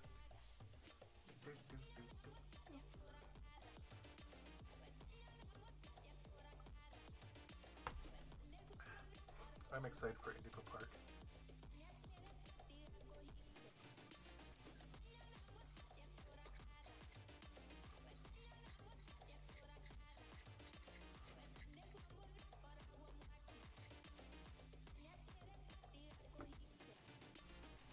I know episode 4 of Poppy Playtime just came out, so everyone's kind of losing their mind on that.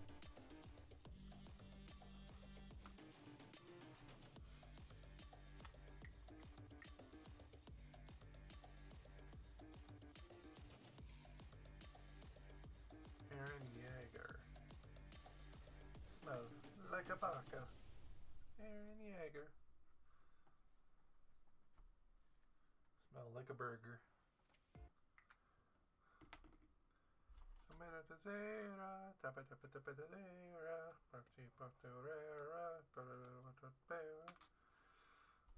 My brain's full of memes. The meme team is fucking cold out. But my camera is surviving because of it, so I braved the cold for you. Just so you are aware. Indigo bark. Close that. Where'd the music go? Moodang. Give me Moodang. Okay.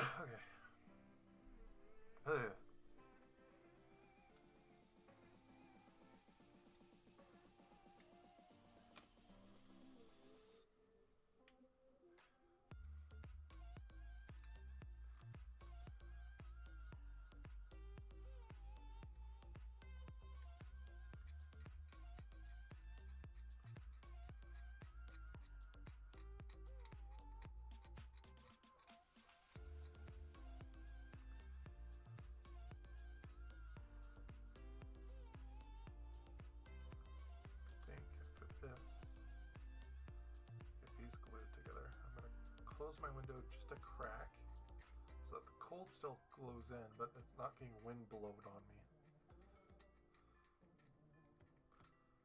I do have my hoodie I could put on my... I might go do that, actually. Might go get my hoodie. Put it on.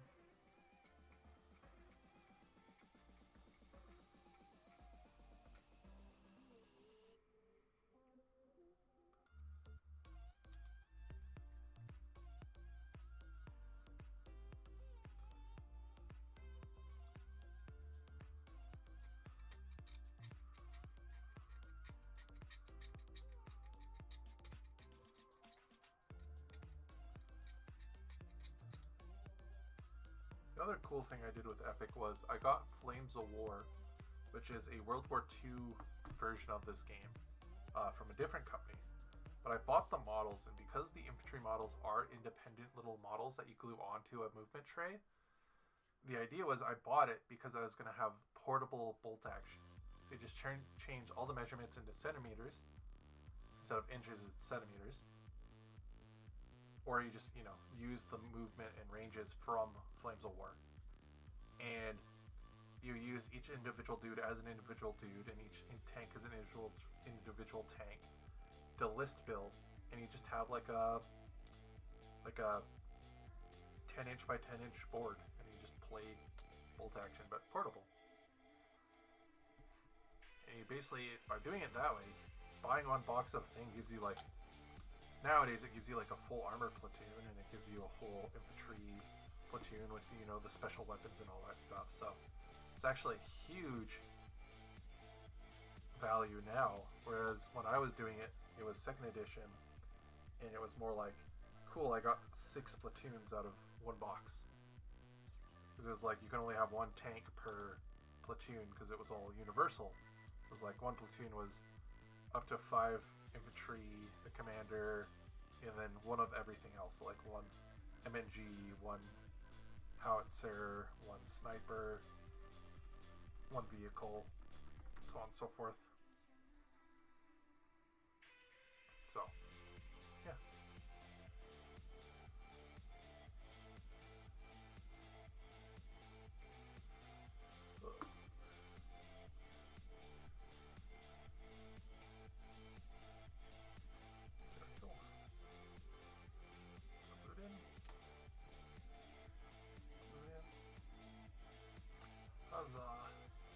The fun is being doubled.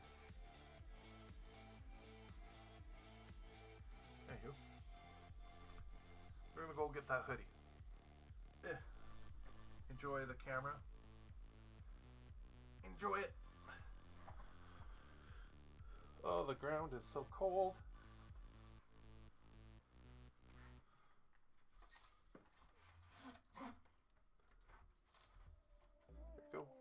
Wind's not blowing, honey. The ground is so cold because it is plastic, so the chair can roll over it and not ruin the carpet.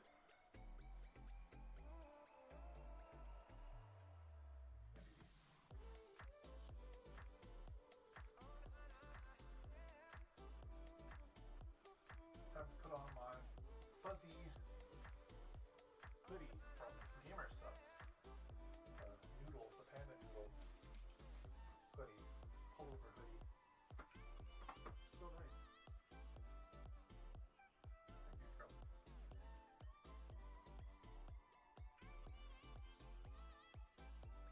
Trust me, you don't want this big one. It's gonna get cold.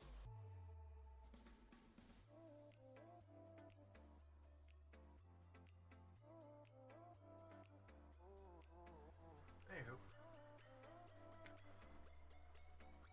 So that problem's been solved.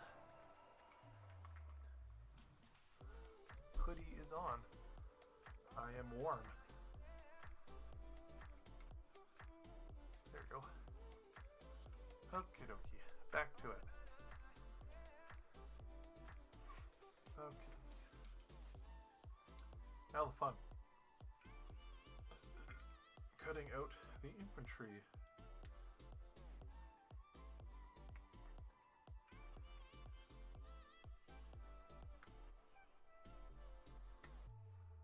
Whoop.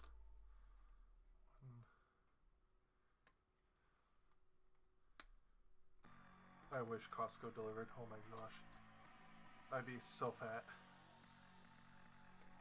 And I will never not say no to a hot dog or a pizza slice from Costco. And if you want some like really good fat food, you couple of food hacks for you. First one being the cookie hot fudge or sundae ice cream, whatever. You get the ice cream that they make that's in the bowl, and you buy one of their cookies. You get the swirl is my favorite, but you get chocolate or vanilla. It's up to your preferred ice cream. But I get swirled ice cream with the hot fudge, just because, you know, hot fudge is easier to clean off, and I don't spill as much with, unlike caramel one, it doesn't get into my beard and stuff, and on my shirt. But it would probably work better with with caramel. But you get hot fudge swirled, you get the cookie, and you break it up into chunks and you put it in the ice cream. So good. So good. Then for food, you take the chicken strips, so it comes like chicken strips and the fries, and you get gravy and the cheese on the side, and you turn it into a poutine, chicken poutine. The other one I've heard is people taking the pizza slice and rolling it up around a hot dog, and you get a pizza hot dog. So there's that. And then of course there's unique ones too, America specific, so I don't know those ones.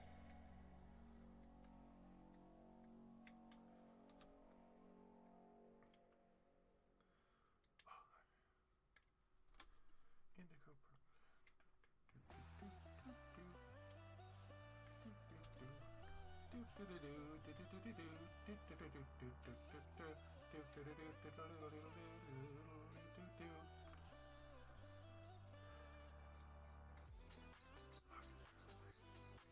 I kind of want a brownie extreme or whatever from Dairy Queen.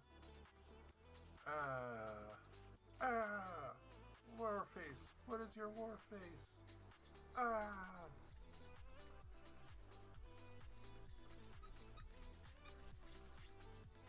Scrape, scrape, scrape, scrape, scrape, scrape. Scrape, scrape, scrape, scrape, scrape, scrape, scrape, scrape, scrape. Scrape, scrape, scrape, scrape, scrape, scrape, scrape, scrape, scrape, scrape, scrape.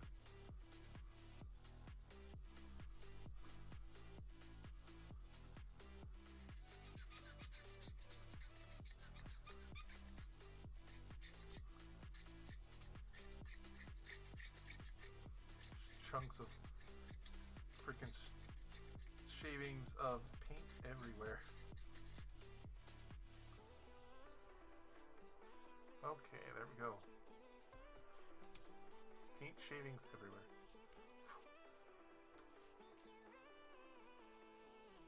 Okay. I will continue this later on tonight, I just won't do it on stream. Just because I do have things to do.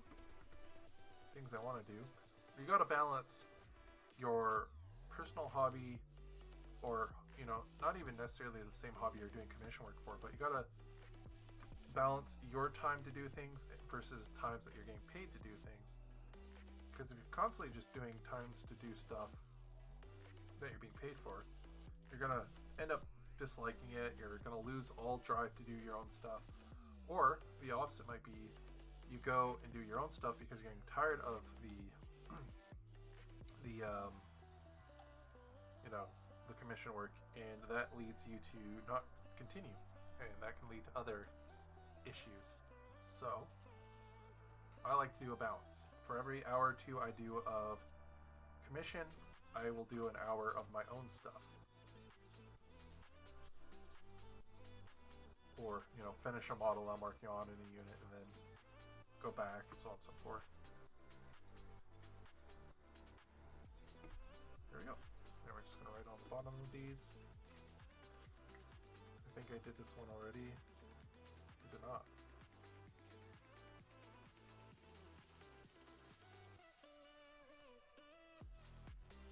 Now the spear looking thing that's on them is their flagpole.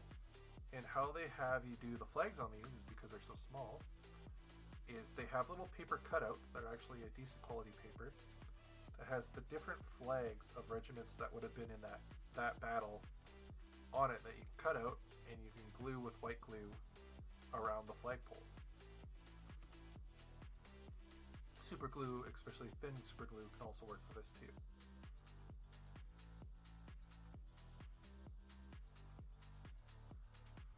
On the larger ones, depending on what version you buy, like the metal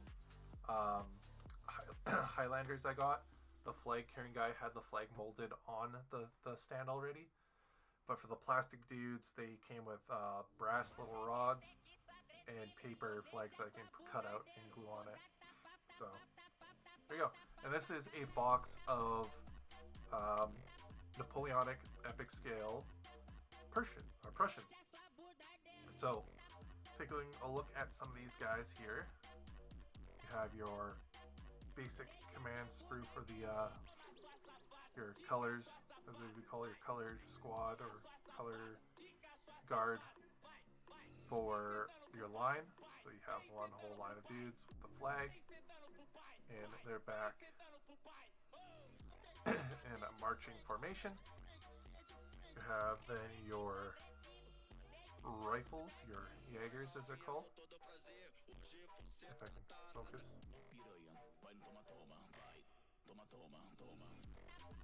Probably zoom in on these guys a little more. There we go. There we go, look at that. So you have your Jaegers right here. Look at those. And then, yeah, again, you just pop them off. There's the holes. You have the little buttons there. Just line them up. You click in. Again, your infantry command. With the back. So you can see there's slight differences in them. I think for epic scale, these guys, Warlord definitely has some of the best plastic detailed models out there. The Battle Force or Battle Foam, not Battle Foam, whatever, the Plastic Army Company, those guys who do Flames of War, they have some pretty good resin stuff. A lot of their stuff is in resin. But for plastic, Warlord games definitely have the best 15mm, 10mm scale models. So, I gotta praise them on that.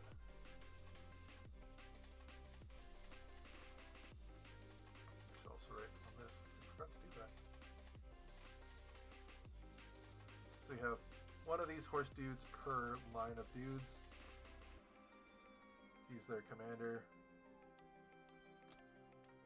So yeah. So as I showed earlier, that zoom out. Focus. Focus.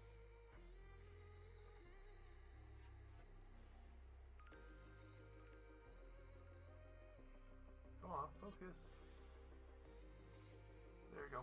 So as I was showing, all of this plus this guy and this guy would be the minimum slash army in the 28mm scale.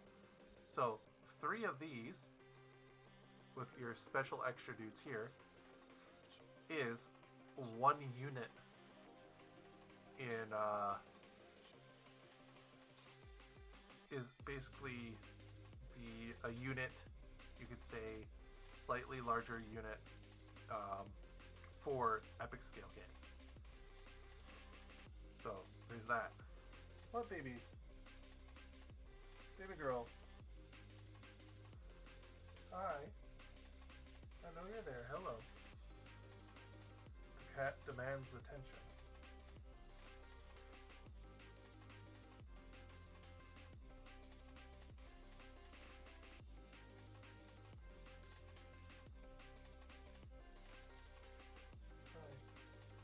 Hi, baby girl. So yeah. So that, we're gonna go pack these into a bag. So I have a Ziploc bag around here somewhere for them. There we go. So we're just gonna call this Infantry 1.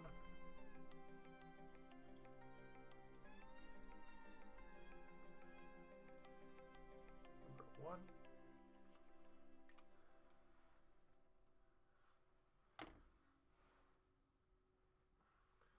And we're just going to take all these dudes as they are, and we're just going to throw them into this bag with the artillery and horses down first because they're fully glued. And then we're going to just take the rest of these and throw them in the bag. A sandwich size Ziploc bag is enough, so it's going to be full. You just kind of shake the bag a bit and get them leveled. But just for the purposes of make sure that they stay, you know, the right amount of units, it'll do. It'll do, pig. There we go.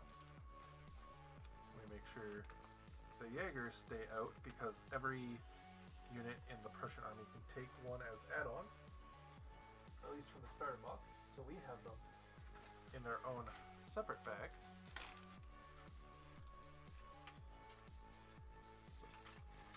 Stick them in there.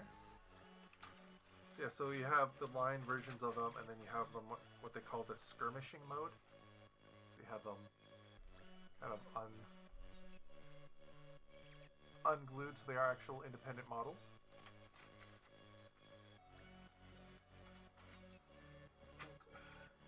There you go. So that, I'm gonna clean off this paint mess, and we're gonna go get paint water. And we're going to paint up the horse that I have on my table. Horse or one of the characters.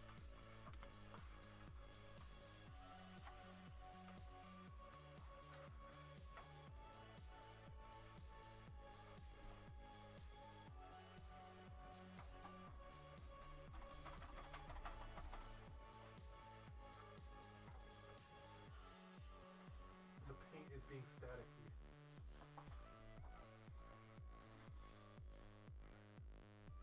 There you go. I guess that's what it is. It is what it is. So that can go down. That can do whatever that was. Free Shavakadu. Free Shavakadu. Okay. We're just gonna zoom that out. Because I need space for when I paint.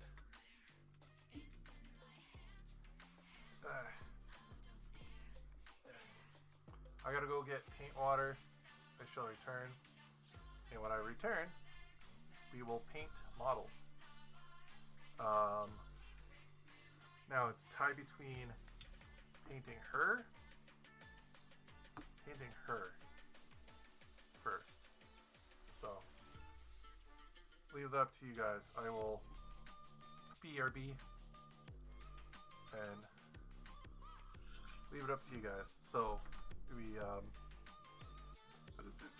vote one full horse. 2 equal Morgan.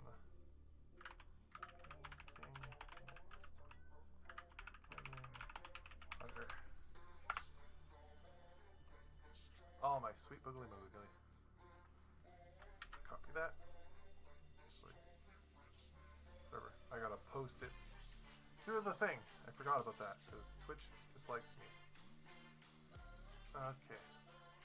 Ah! Ah! Ah! Jump scare.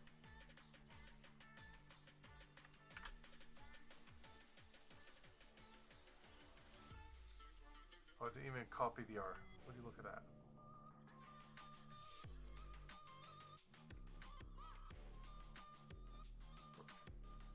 There you go. Ah, I see. That's why you didn't pop up.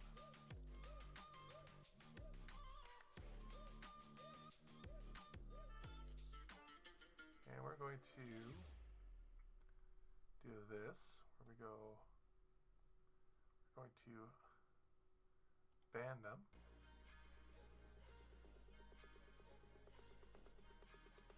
And report.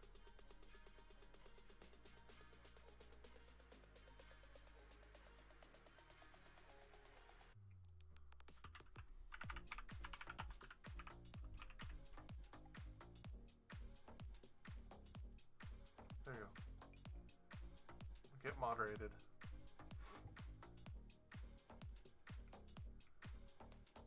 So yeah, I'll be right back. Getting that water. And we will continue to paint something. But yeah, vote. Vote below.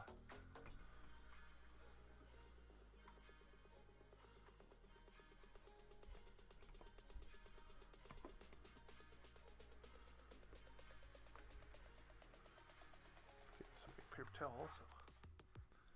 Hey,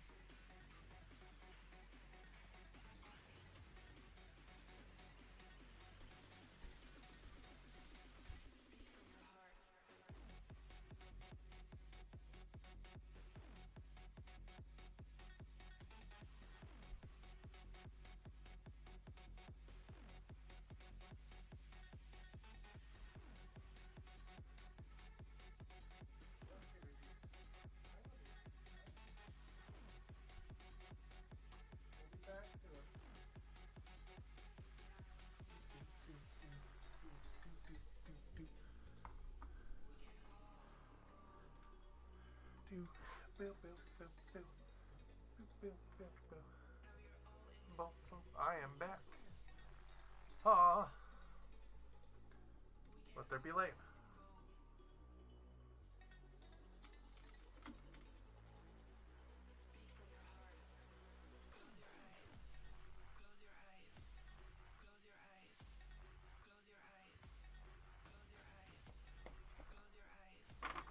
There you go. Alright.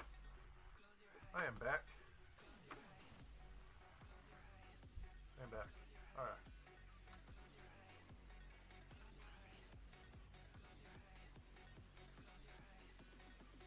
We gotta reset the layer. Forgot about that.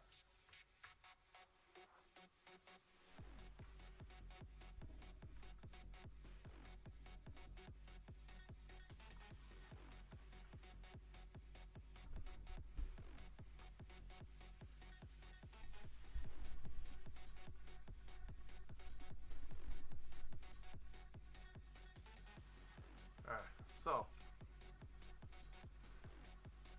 do we do the Gorgon, which is this one here, or do we paint the horse? I think I want to do the Gorgon first because she's been on the desk the longest. So unless you people also want her, I will start this model. Now this was a model that was specific to... I did the thing again. I go to grab a thing and then I forget to go grab a thing. Okay, I'll be right back. But anyways, she was a specific model to an event that was going on in Conquest last year.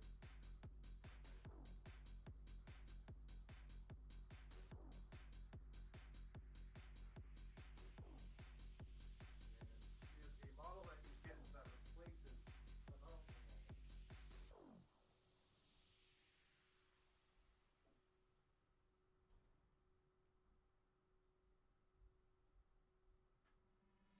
Break me down and make me weak again. After all, I called you my best friend. And I've been here, I know the story ends. Broken hearts and us playing pretend. Break me down, down. Break me down. Break me down, down.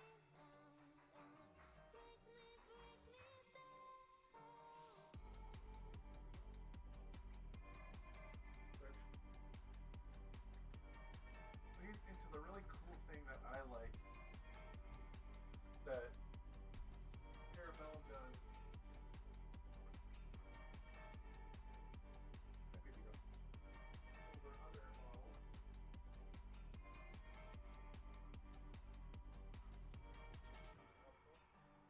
The Parabellum does over other companies is when they release skins for models, they're not like new units or new characters.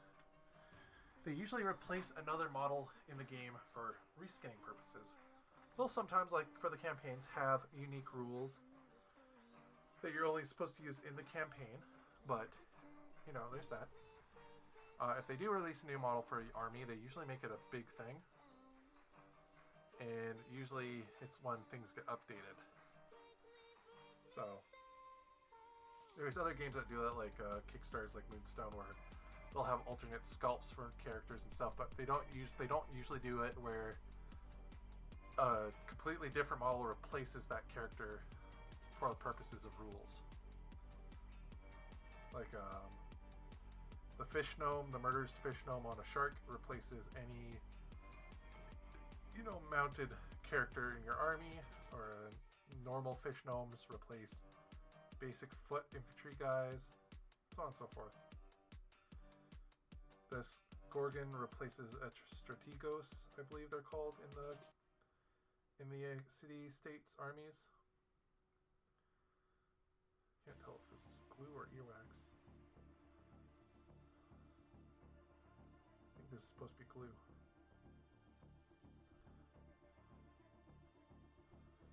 Yeah. Anyways. My paintbrush is fucked. Anyways. Get the paintbrush primed.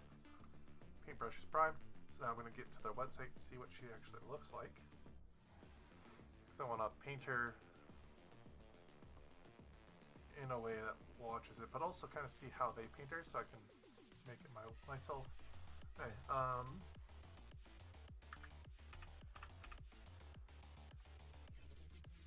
I did pick up the fox lady from Parabellum. I did pre-order the early special limited whatever release model. As of now, as I've seen the faction, I haven't really read the lore, which I need to, but I don't think they fit the aspect of conquest to me, in my opinion.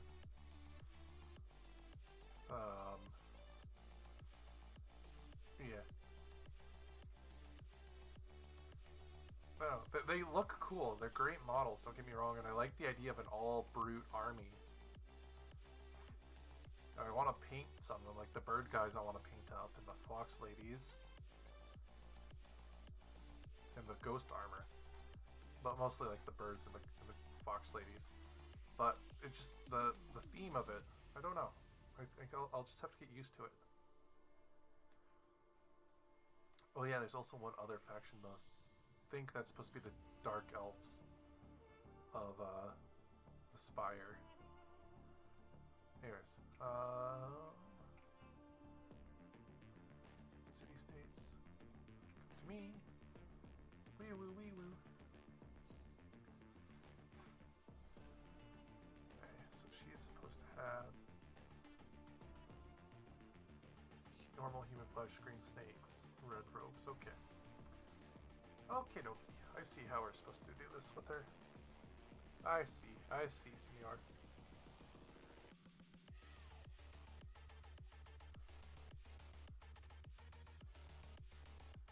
Paste this down. Whoop. You guys want to see what I'm painting? There it is. We're going to stream.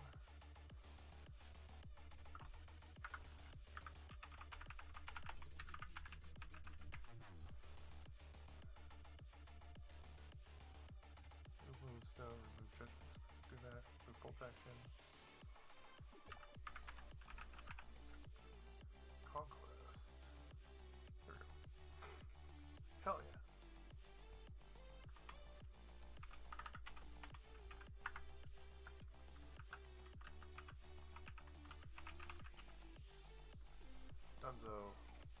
Dunzel, Washington.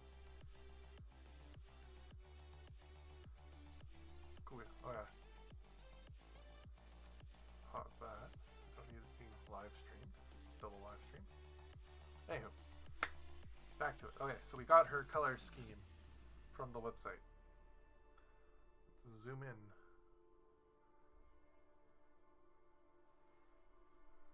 Alright. So let's get this going, get some light over her.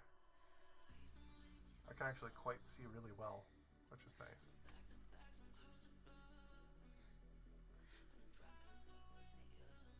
So, well, let's start with the skin. We're going to start with, not that, here it is. Would that affect the pink too much?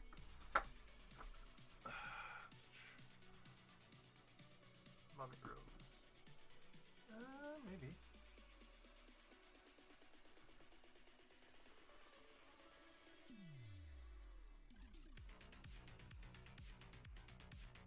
You know what? Fuck it, we'll do it.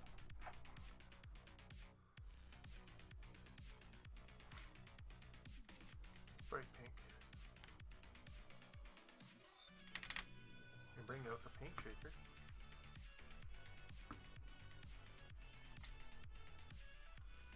My paint shaker has googly eyes.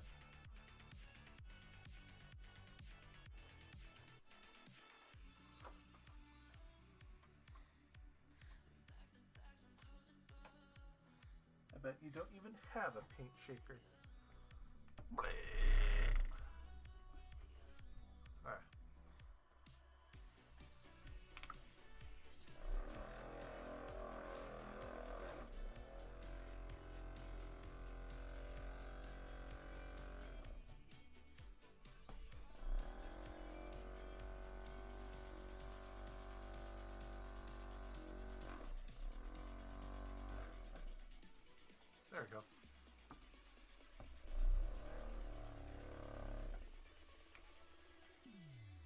shaker, shake it.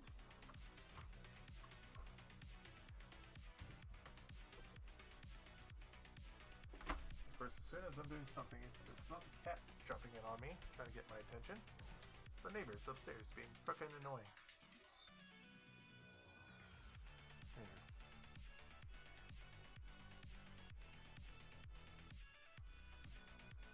Anywho.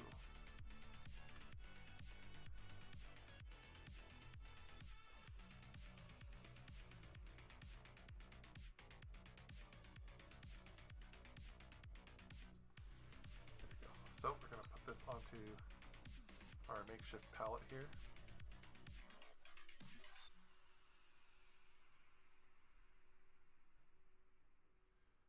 Now I find with this paint, it solidifies quite easily. So it's always clogged. That is something. This is the old paint. This is the non-fanatics range.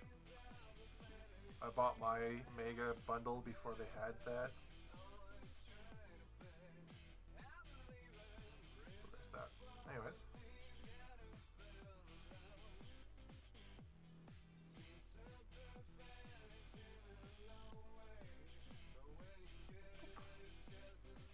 Little dip in the water.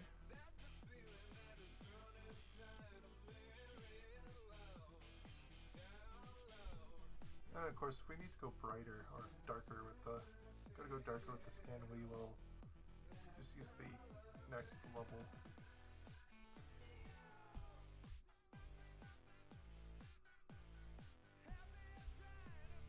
I saw a flash.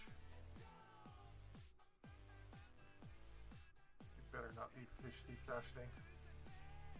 Anywho, the idea behind why she's got this weird two-tone like white and pink is because I'm trying a new idea out.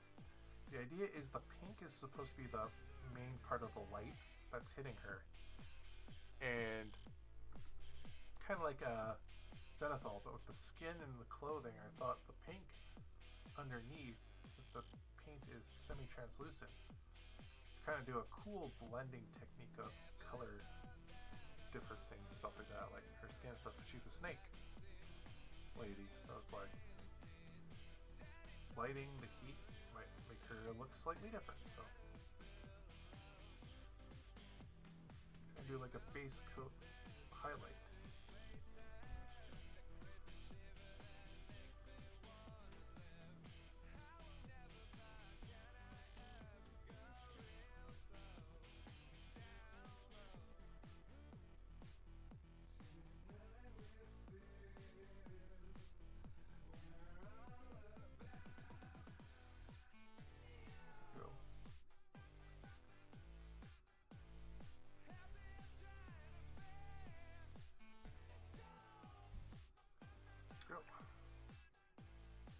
First layer of the legs are done.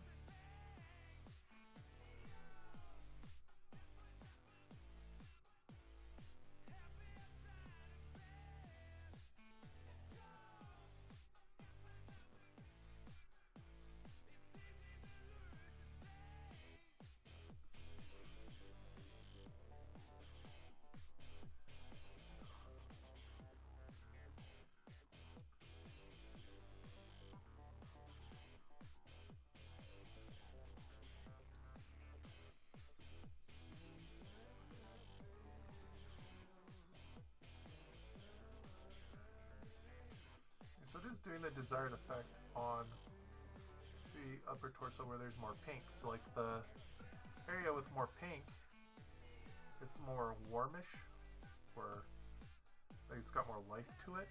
Whereas the part that I'm painting over the white, it's more like pinkish or exposed to the element, so it's a little bit more redder. Whereas the pink part here, where it's on the pink, more of a cooler color, like skin. Kind of interesting. So the idea I had is working, which is nice. Always nice to have an idea come to fruition.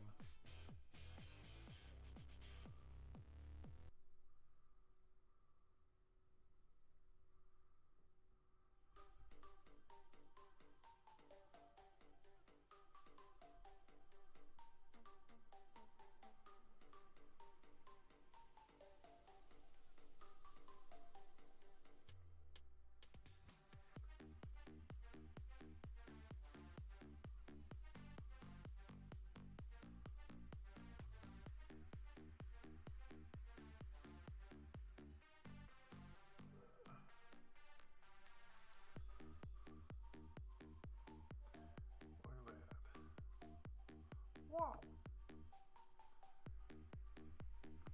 Wow.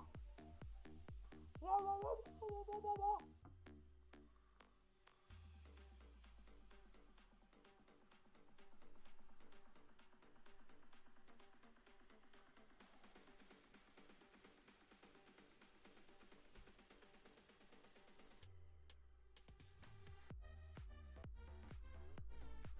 Oh, oh, oh.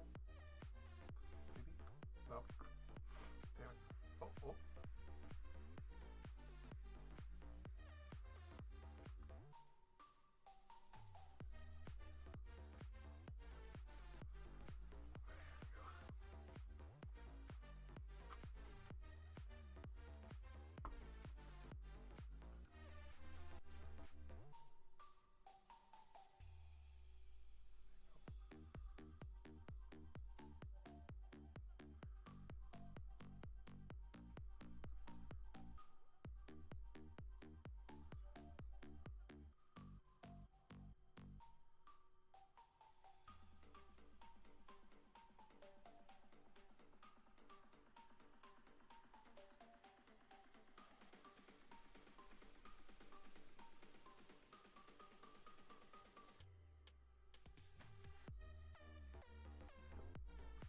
Just little touch-ups on the legs.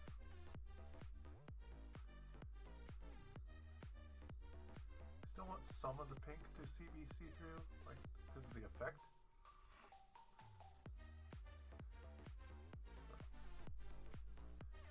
So, try not to touch up too much.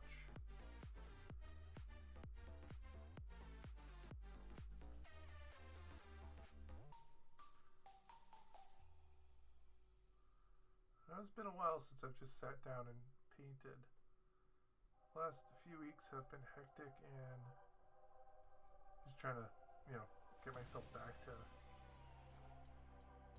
the mood to do things has been hard. Just kind of sucks that it's Sunday that I finally get this chore back. Just to have it gonna get sucked away from going back to work.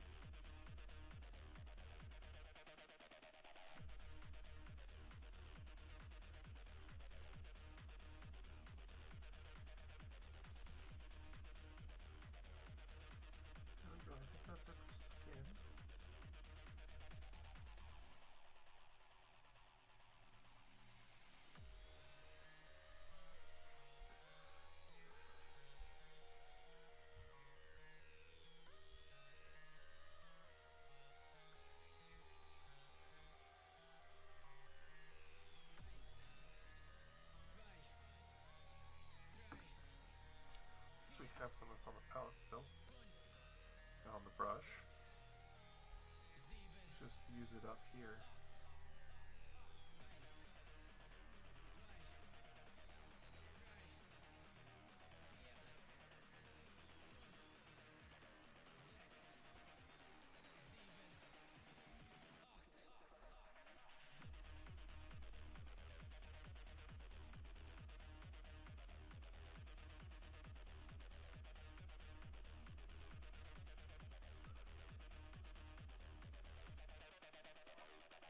Oh.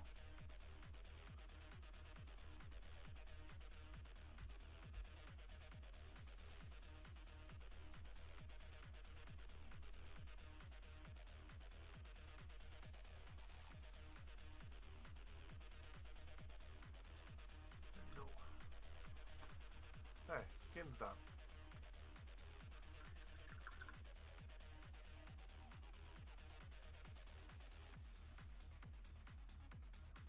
Next is the green on the hair.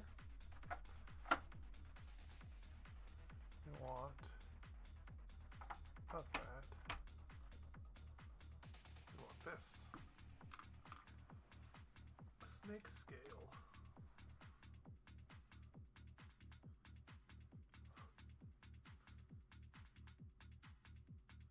Oh. Package will be shipping soon. Oh boy.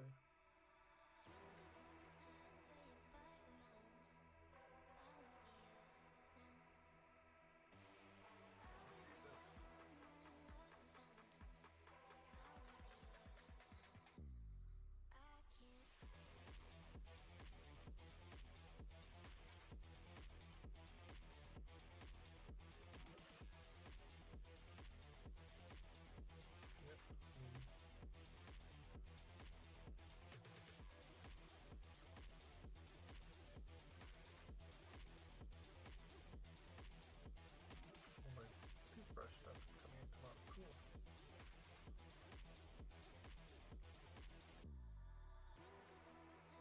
There we go. Alright. Okie dokie. Back to it. Snake time. Snake time.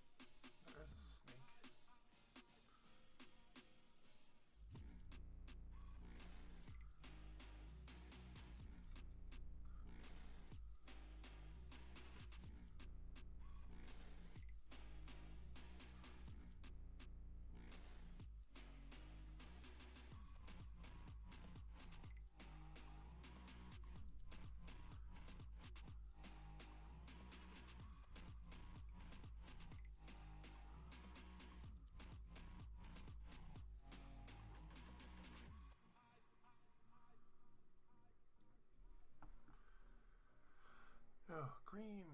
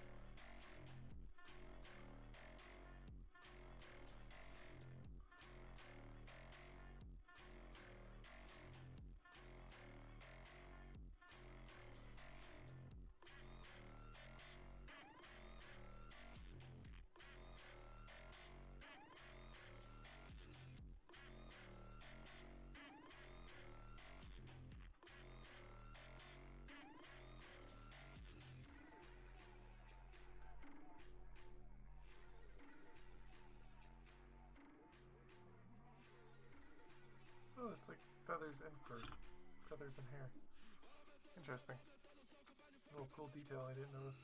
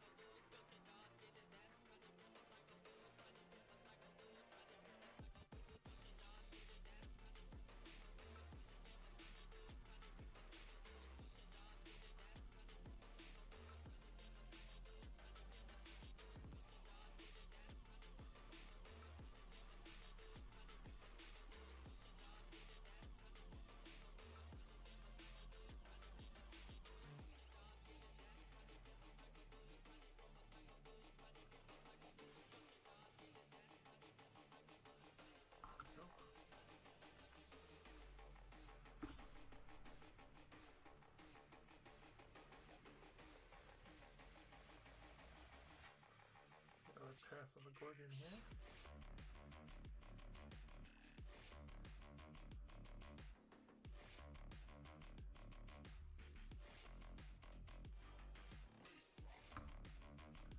Go.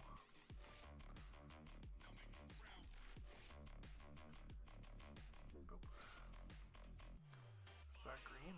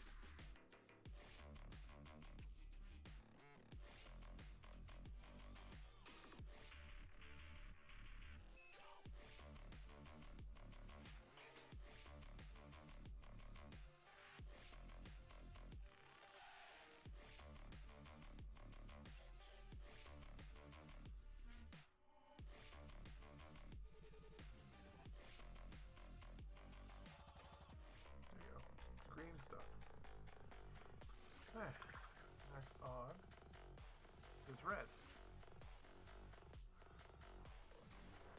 It's too bright red. We want dark red. Not moon red. Or purple. There we go. It's our dark red. Let me guess. Are you listening still? Yes. Whoa.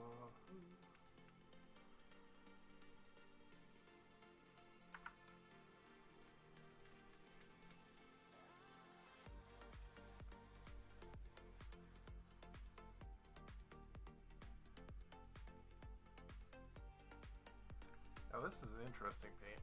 It comes out like this pinkish color, but when you mix it, whoa, turns to a dark red.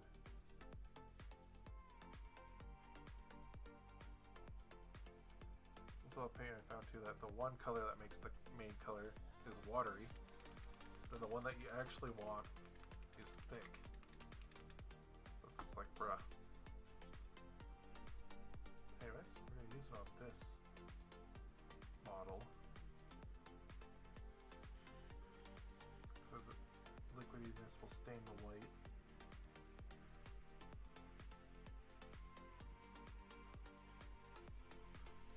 That's all we need from it.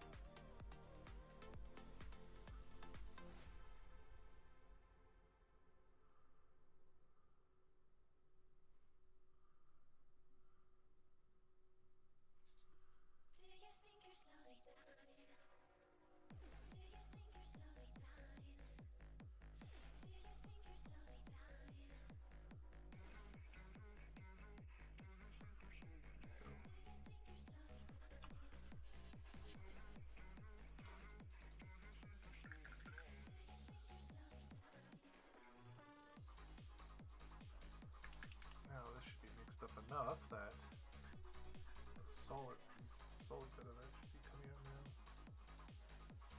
There we go.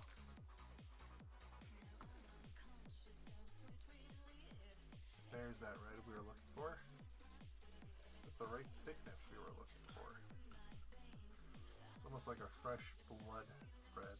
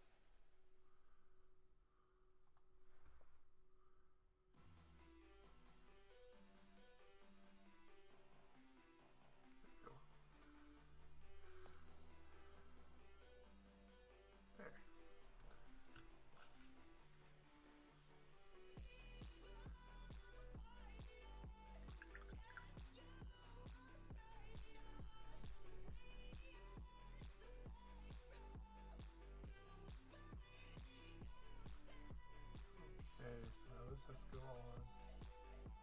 Clothing.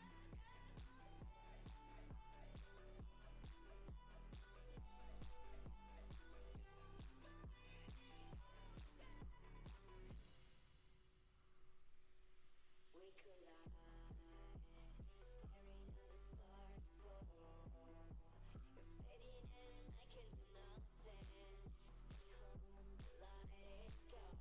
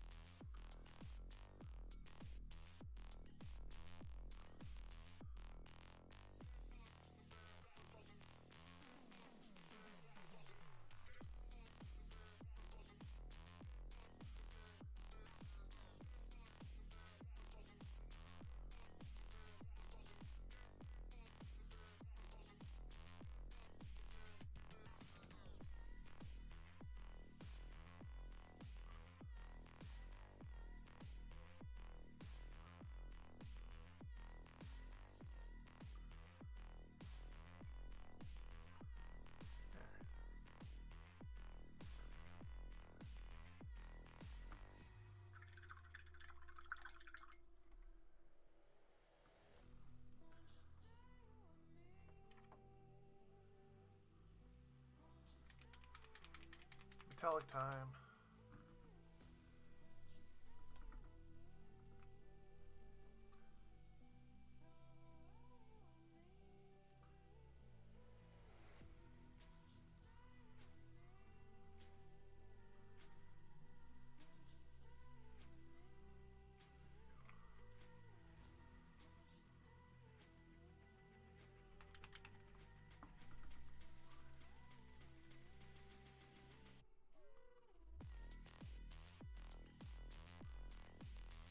Not more liquidier than I wanted, but try.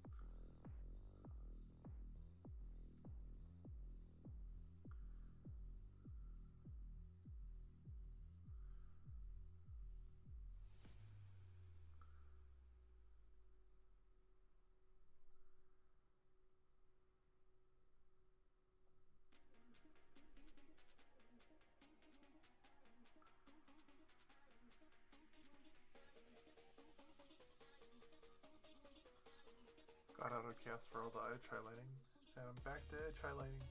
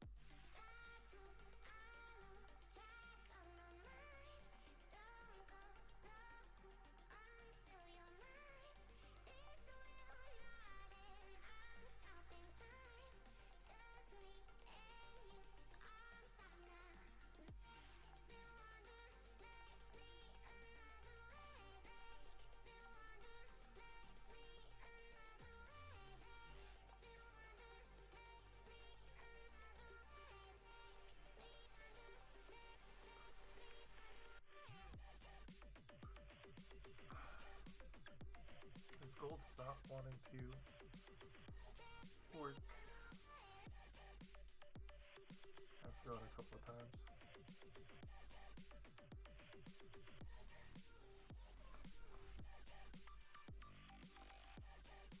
Potentially a thinner brush.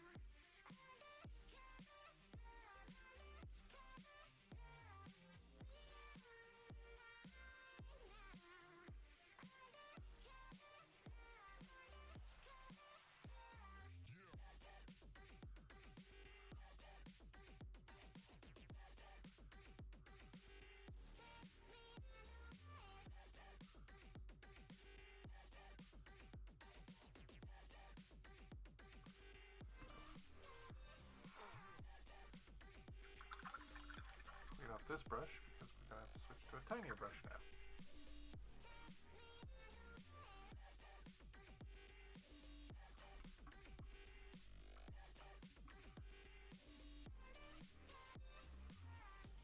Yeah.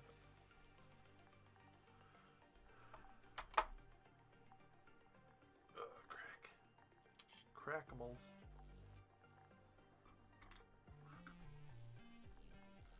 I have to use this tiny brush, touch up the reds, and then we will touch up the skin.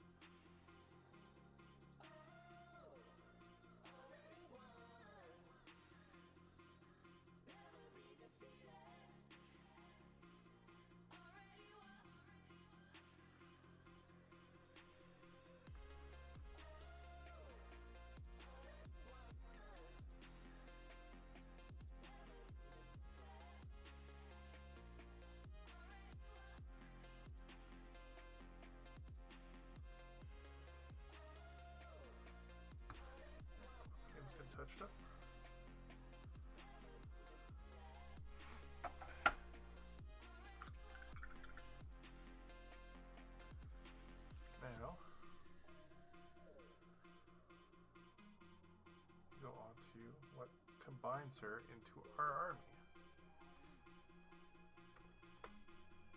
Where's the one to be used? Here we go.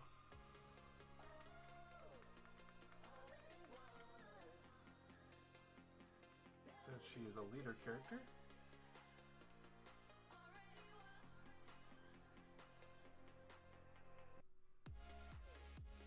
all my metallics are becoming gunked up. That's kind of good. Better than them being all super liquidy and running out all over the place.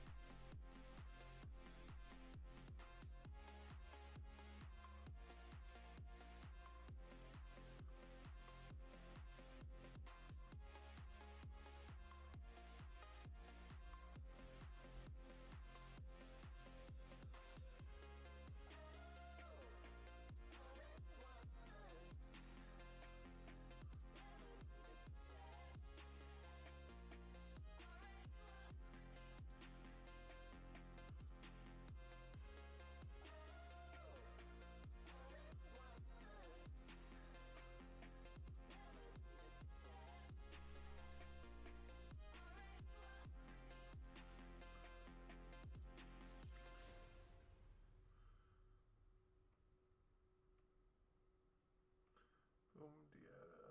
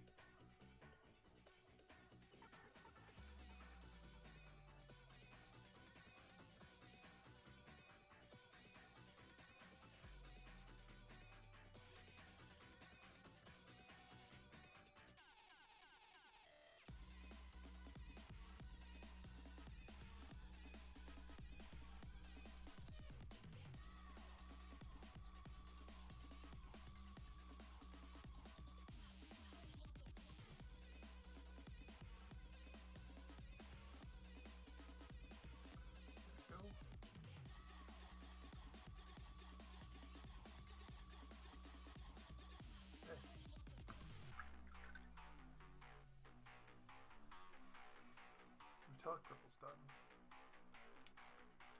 I need regular purple with a cloth. Yeah, there's the hair bands in her hair.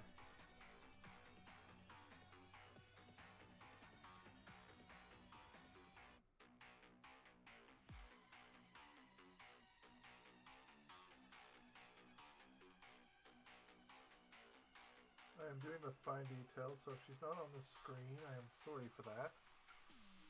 I need to be able to see.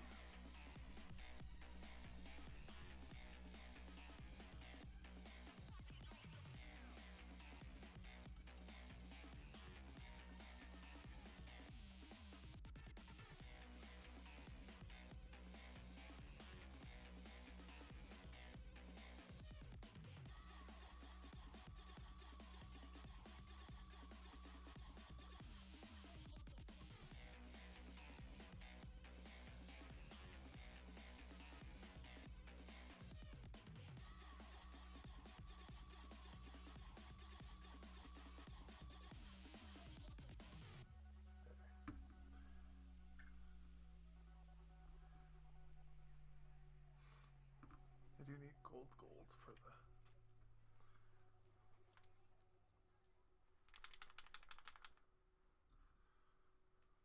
for a couple of things.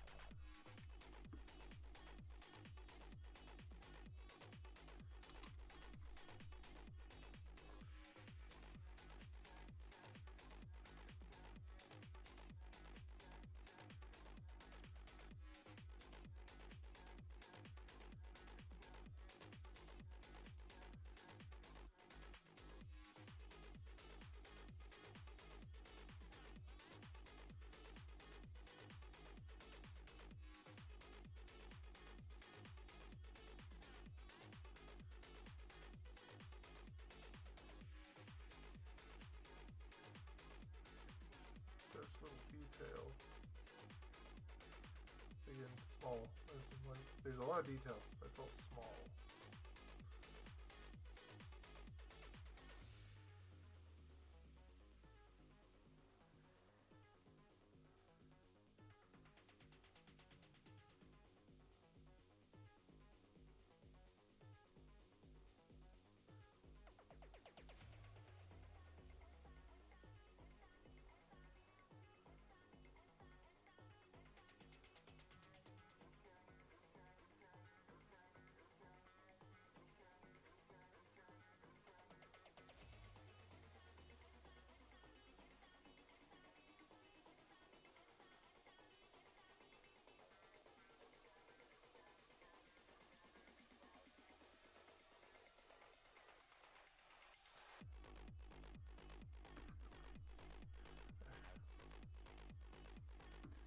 Last bit of gold has to be on the hilt of her sword.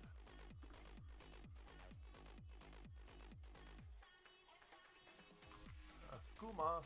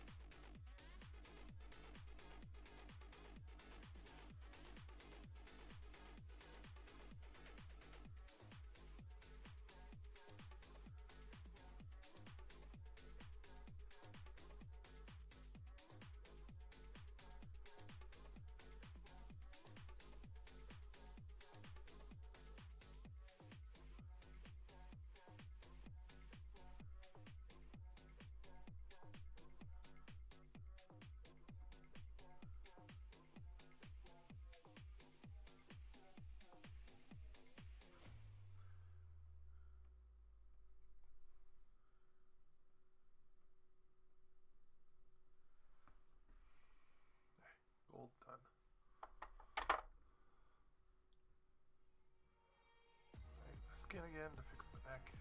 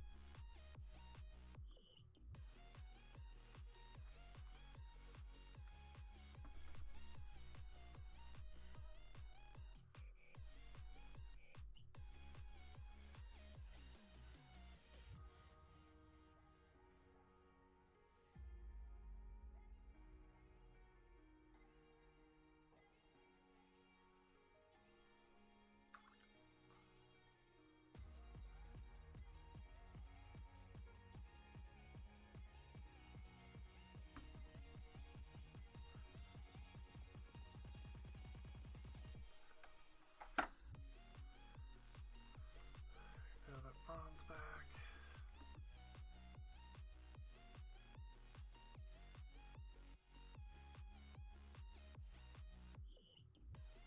The joys of doing touch-ups,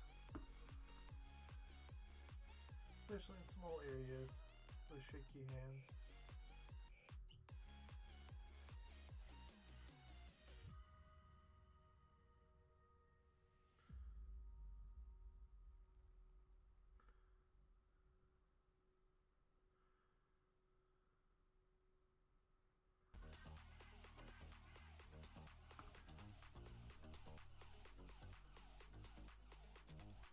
Sometimes just gotta implement the fuck it method.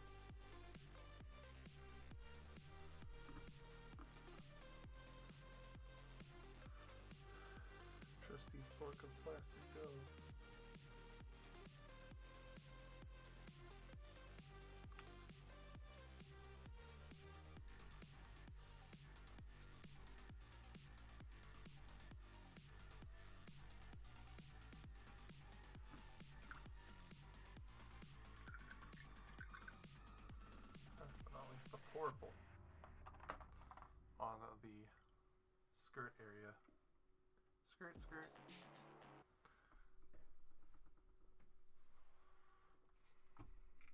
Oh yes. Music has stopped, yes.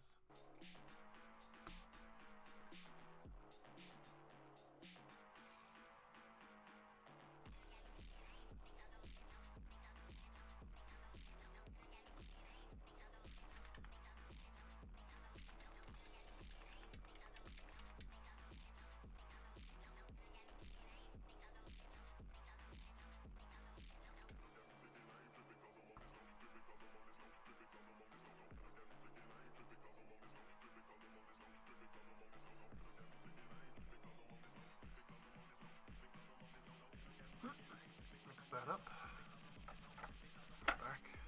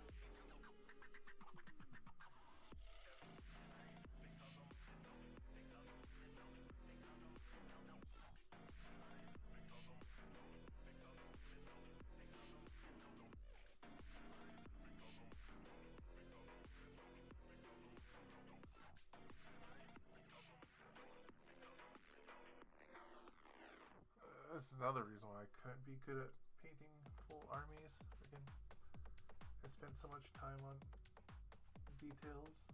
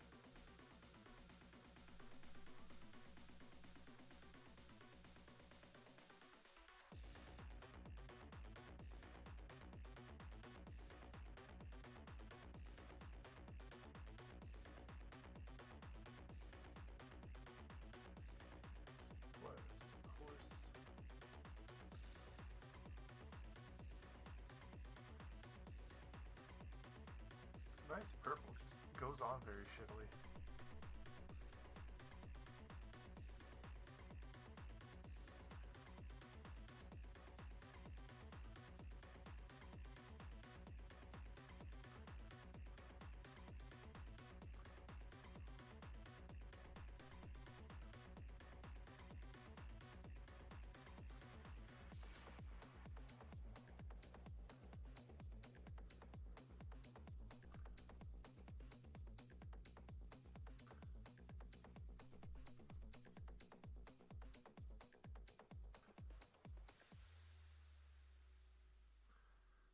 Reapply this because it came out too watery.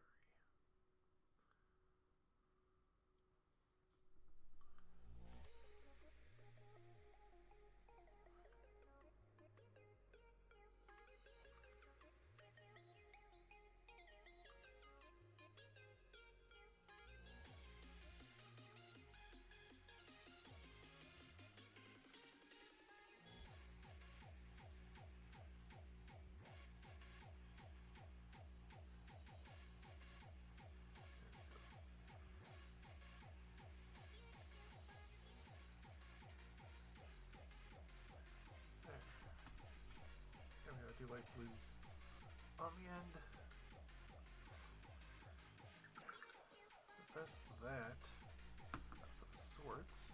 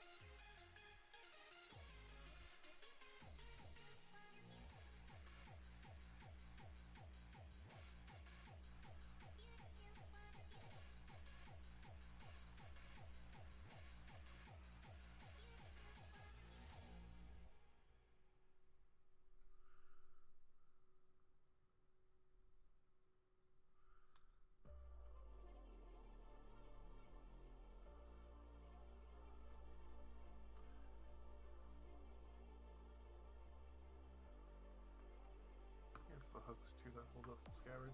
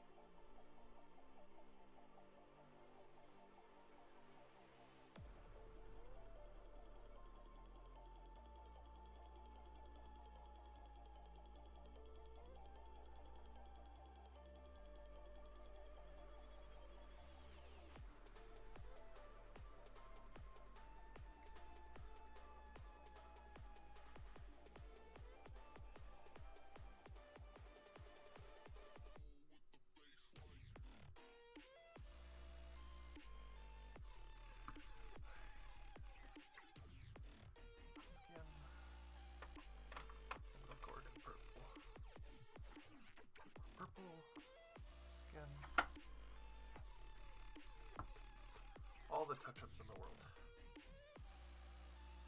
This is usually why I like the fuck it method, because the more focus and like you looking into this, the more little details you're gonna see that you got wrong. For the most part, I'm not entering this for competition or anything. I don't have people like looking at it point blank.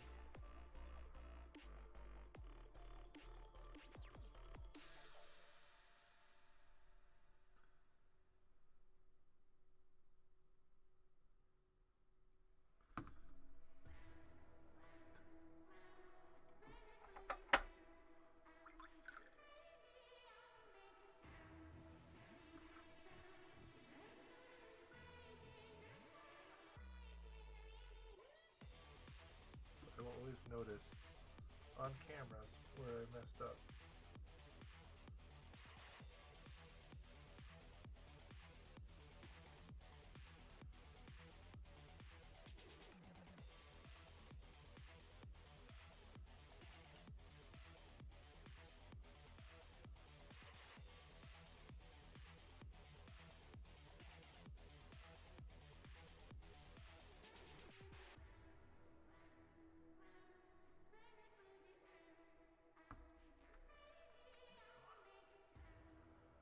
Last before we get this done.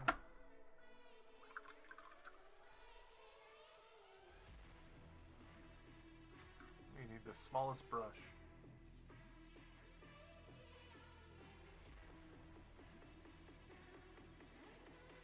Smallest brush known to pan. Where, yeah, there he is.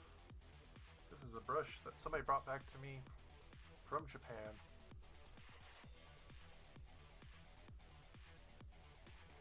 Very tiny brush.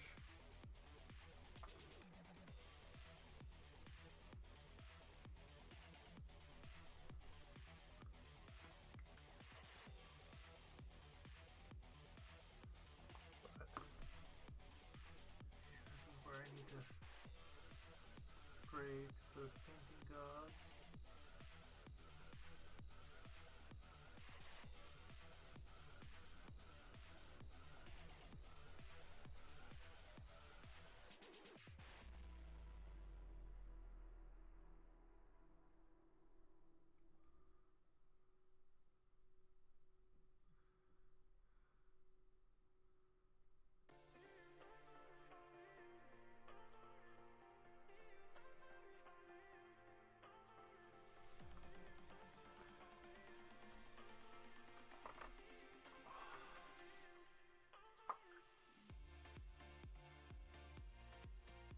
Where the shakes suck the most.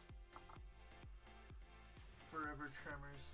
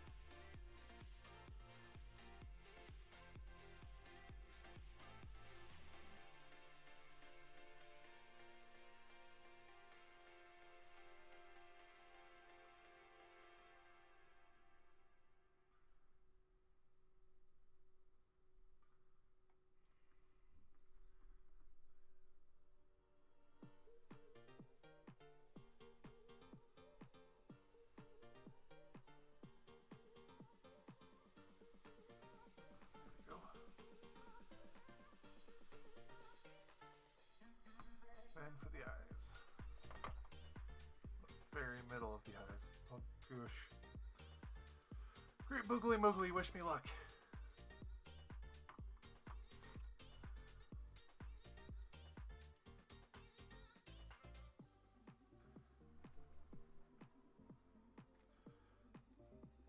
We're gonna use thick paint on this. So I know it's not gonna be runny.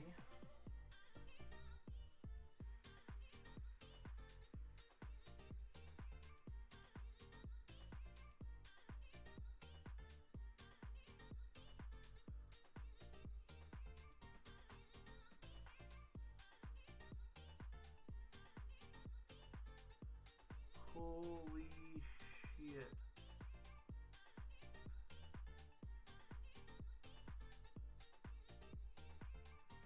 Forgive me, Lord, for I've sinned, but still. Holy crap.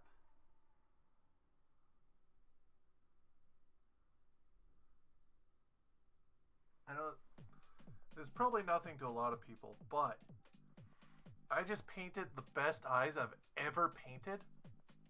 And in one go, in one attempt. Usually when I paint something this size or smaller, it takes me like 20 minutes of just trying to do a face, then just saying fuck it, and leaving it like white dots. Or I just don't even paint the eyes at all. This is the first I did in one go that has mascara, has the iris. Oh my goodness. Fucking an achievement, legendary, done. And I punch my camera. Oh. We're not touching the face again.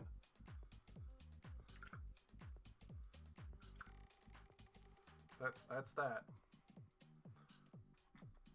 Those eyes are done. Before I fuck this up, which I know I will, I'm going to take a photo of this face.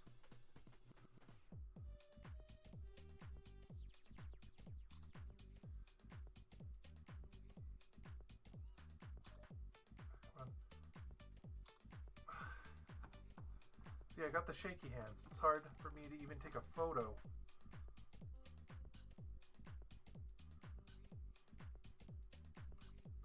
There you go. Oh. Last thing to do for tonight is I'm going to put the texture paint on this. And yeah.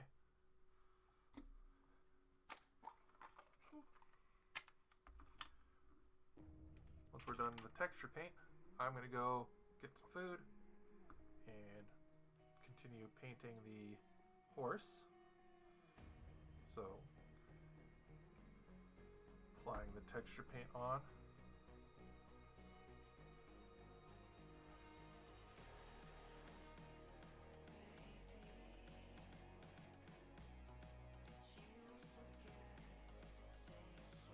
I know she's barefoot, makes no sense, it's snow, but that is just her, I guess, unfortunateness. The rest of my army is in snow.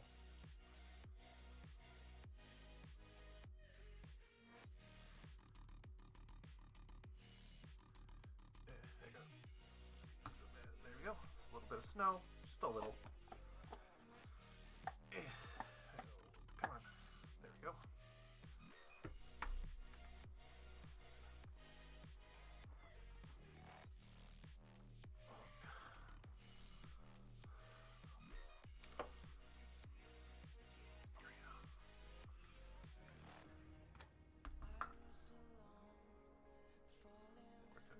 The rest of this texture paint. Usually I do this at the end and then I go rinse out my water cup because I find with some of this texture stuff, especially if it's old like this stuff is, I've had it forever, it does harden up a bit, and if you use water, especially if you're doing tanks and vehicles, you can do, or buildings even, you can do cool grimy effects with it.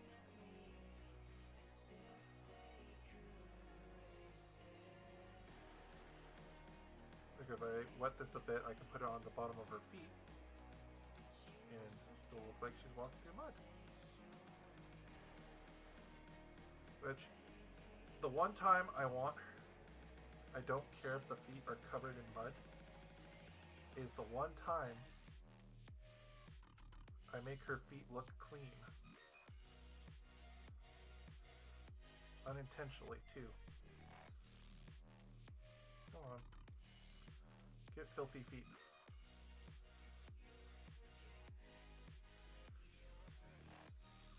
You're walking in mud, lady.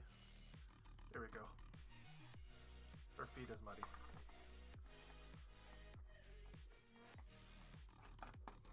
There we go.